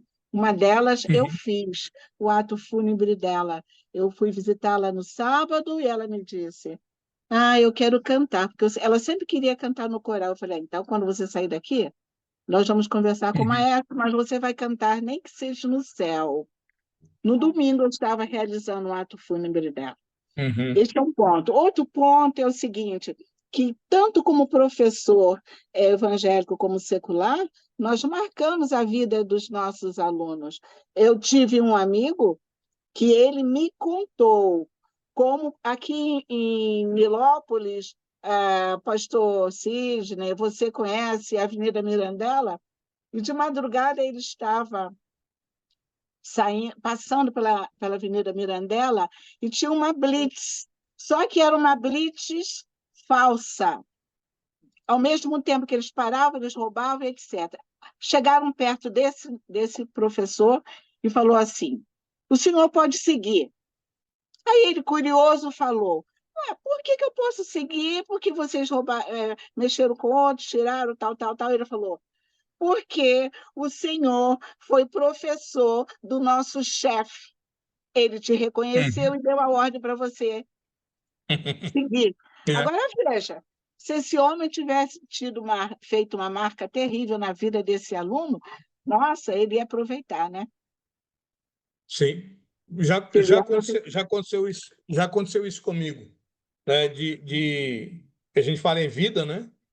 De um criminoso chegar em casa e pedir alguma coisa, né? Pedir um prato de comida, né? E na hora a gente ia jantar. Eu falei assim, entra. Não, não, não, me dá aqui fora. Não, não. Se, eu não sabia que era criminoso, não sabia, né? Mas é o meu hábito. Aqui em casa, assim, você chega, você entra, você senta à mesa com a gente. Eu falei assim, não, você entra e vai sentar à mesa. Não, não, não. Se você não sentar à mesa, eu não vou te dar, não. Aí ele sentou à mesa. Na hora de coisa, eu falei assim, pode servir. A gente orou, assim, pode servir. Não, pode pôr para mim. Não, você serve com sua mão. Eu não vou servir para você, serve você mesmo. Aí serviu. E comeu, repetiu, depois pediu uma roupa, deu roupa e tal, foi embora. Um tempo depois, ele voltou. E naquele dia não tinha comida, né? Que ele se voltou numa outra hora. Aí eu falei assim, hoje não tem. Eu falei assim, não, tá tudo bem. Da outra vez você foi legal comigo. E foi embora. Depois eu fiquei sabendo que ele tinha saído da Papuda, né? Criminoso. Até um membro da igreja me deu uma bronca enorme. Pastor, como é que você faz? Você é um irresponsável. Você coloca uma pessoa assim na sua casa, com seus filhos e tal. Eu falei assim, o que aconteceu? Nada, nada. Esse cara nunca vai fazer mal para mim e para minha família, porque ele foi bem recebido, bem tratado, né? Então, discipulado tem isso aí também. É vida. E agora, que jamais, eu espero que você nunca ouça alguém dizer dos seus alunos ou dos membros da sua igreja, ele foi membro da igreja, agora tá, é, é, nas drogas, vendendo drogas. Que coisa, que legado triste para mim. É, Ouvir que um aluno meu ou que um membro da igreja agora está vendendo drogas. Para mim é um legado, é uma coisa triste, né? pois é. E se alguém falar isso comigo, de um aluno meu, eu vou atrás. Assim, cara, que isso? Você não aprendeu nada? Você tem que ir atrás, que é vida, né? Amém. Jesus falou das 90, das 100 ovelhas, né? Uma se perdeu, ele foi lá buscar. A gente precisa ter esse carinho, esse cuidado com as pessoas. Sim, doutora. Amém. Graças a Deus, né? Eu só queria deixar assim, porque já foi falado sobre o DNI. Pastor Josafá e eu já demos aulas para presidentes Uhum, distritais sobre o discipulado para os nossos presidentes distritais uhum, passarem para os seus liderados, porque o discipulado é algo muito sério, não é? Discipulado Nazareno Internacional que veio substituir o nosso MED, Ministério da Escola Dominical e Discipulado Internacional. Então, eu quero que vocês só dão um apanhado muito rápido, que em 2018, a Junta de Superintendentes Gerais reuniu uma equipe de lançamento desse discipulado Nazaré Internacional, com o alvo de desenvolver uma estrutura clara, coesa e atraente sobre o discipulado. E aí, em 2021, o doutor Christian Sarmento, que hoje é um dos presidentes distritais, mas o doutor Gary Hatke, que você deve conhecer, eles fizeram uma equipe com 30 líderes, reunindo 5 líderes de cada região, para responder essa pergunta: quais são os princípios, práticas e comportamentos de uma igreja local saudável que faz discípulos ao longo da jornada da graça? E quem anunciou essa mudança, depois de se reunirem várias vezes com nossos superintendentes gerais para que eles pudessem aprovar, porque o DNI ele se alinha melhor com os ministérios irmãos do comitê da igreja local, como JNI, MNI. Esses estatutos reescritos foram submetidos para o comitê da igreja local, da Junta Geral, e aprovado durante as reuniões da Junta Geral em fevereiro de 2022. Então, não foi algo assim que surgiu do nada. Houve reuniões. E Dr. Scott Rainey, diretor global que era do MED, passando para o DNI, ele formou, no dia 14 de março de 2022, o DNI, que tem como declaração de missão e propósito que a missão do DNI é levar a grande comissão para as crianças, jovens, adultos, em preparação para uma jornada de vida inteira, sendo e fazendo discípulos à semelhança de Cristo nas nações. Estou terminando um curso com mais de irmãos, cada um representante desses 22 distritos que eu lidero, já há 5 meses esse curso sobre escola para discipuladores. Eu recebi, cada coordenador da América do Sul recebeu uma apostila. Então, essa apostila, aqui no Brasil, eu sou a única que tinha, e em espanhol, e o pastor Cisne Barros, que está aqui nos ouvindo, ele traduziu e vai traduzir essas 2 últimas lições que eu darei na semana que vem. Já foi mandado para o doutor Marcial para se transformar em um livro, junto com o que nós traduzimos com o que eles têm lá em espanhol. Então, irmãos, para se formar um discípulo, você precisa ter discipuladores, que são homens, mulheres de Deus, que se informam, que se colocam à disposição de Deus, com a finalidade de ajudar desde aqueles que chegam à igreja, àqueles que são convertidos e que precisam de conhecimentos, que vão ajudar o pastor, conforme foi falado. O pastor, às vezes, não tem tempo de ajudar todos, mas os grupos de discipulados, reunindo uma vez na semana, estará ajudando o pastor. Graças a Deus que muitos pastores aderiram ao DNI.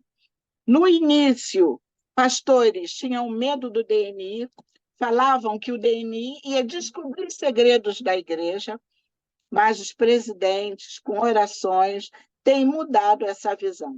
Pastor Josafá, você quer falar alguma coisa? Não, pastora, de forma nenhuma tá precisa a informação. Ok, então... O novo estatuto realmente mudou a forma de encarar o DNI, e assim, Isso. mas assim, veio somente para ampliar o horizonte que se entende por ensino dentro da igreja, né? Ok, Os graças a objetivos Deus. são Então, outros, né? desde março que que eu dou esse curso, há 5 meses, e depois de setembro, lá para outubro, novembro, eu vou abrir de novo esse curso para quem quiser. Ok, então, fechando essa parte do DNI, eu gostaria de dar oportunidade para 2 perguntas ao nosso reverendo Daniel Leite.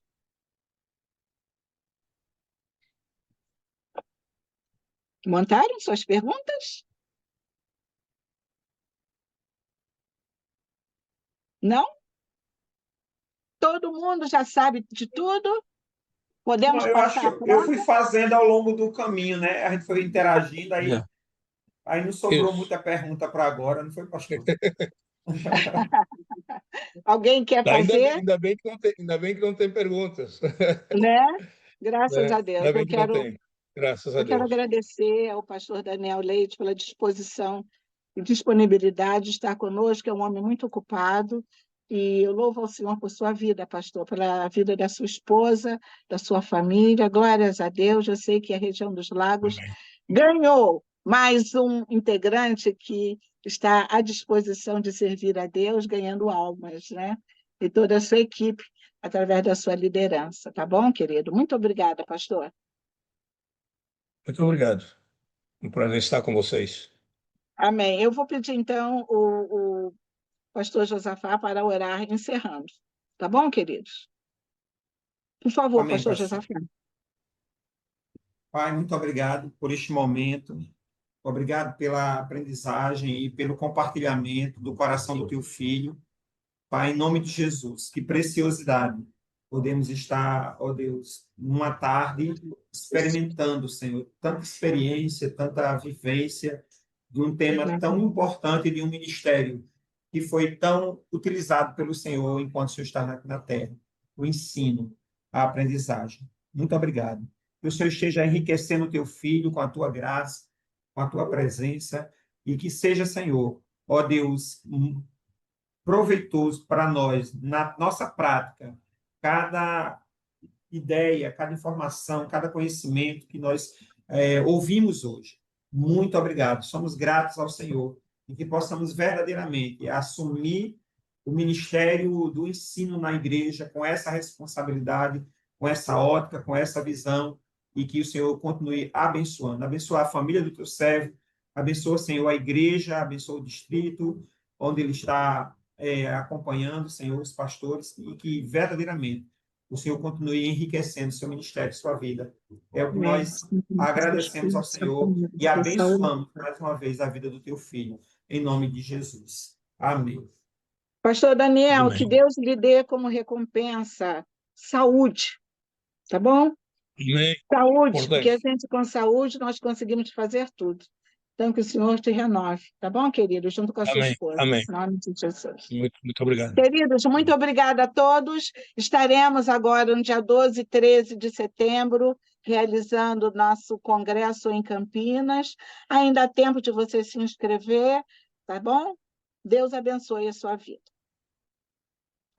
Obrigada, pastor Josafá. Obrigada aí pela reunião. Obrigado, irmã. Desculpe o início. Bem, obrigado, pastores. Eu estava Deus dentro do abençoe templo. todos. Está rolando um evento aqui Vamos para todos, irmãos, ao mesmo tempo, vamos maturidade falar uma saudável. palavra de bênção para o pastor Daniel, no meu 3. Amém. 1, 2, 3. Deus te dê saúde, Deus força. te abençoe, te guarde Deus o constantemente. abençoe pastor. grandemente. Deus te renove. Amém. Amém. Deus abençoe, André. Paz. Amém. Paz, Paz. pastora. Paz, pastor. Obrigada, irmão. Deus abençoe. Paz, Senhor. Sidney, Deus abençoe, querido. Deus Podemos abençoe a todos. falar assim que acabar aqui. Amém. Glória a Deus. Podemos sair. Que o Senhor te abençoe e te guarde. Que o Senhor faça resplandecer o seu rosto sobre nós e tenha misericórdia de nós. Que o Senhor sobre nós levante o nosso rosto e nos dê a paz. Essa paz que excede todo entendimento. Que ela guarde os nossos corpos de todos os males, de todos os ataques malignos. Guarde a nossa alma sempre alegre, feliz e no constante gozo do Senhor. Para que um dia, na sua majestade, diante do majestoso dele, ó santos, entra no gozo do teu Senhor, que é essa paz, paz de Jesus Cristo. Ela guarde as nossas saídas, guarde as nossas entradas, sem que haja o vírus do Covid, da varíola, da tuberculose ou qualquer outra enfermidade em andamento, embaixo de nossos calçados, peles, roupas ou cabelos, junto de nossos familiares, desde agora e para sempre. Amém. Glória a Deus, glória a Deus, glória a Deus.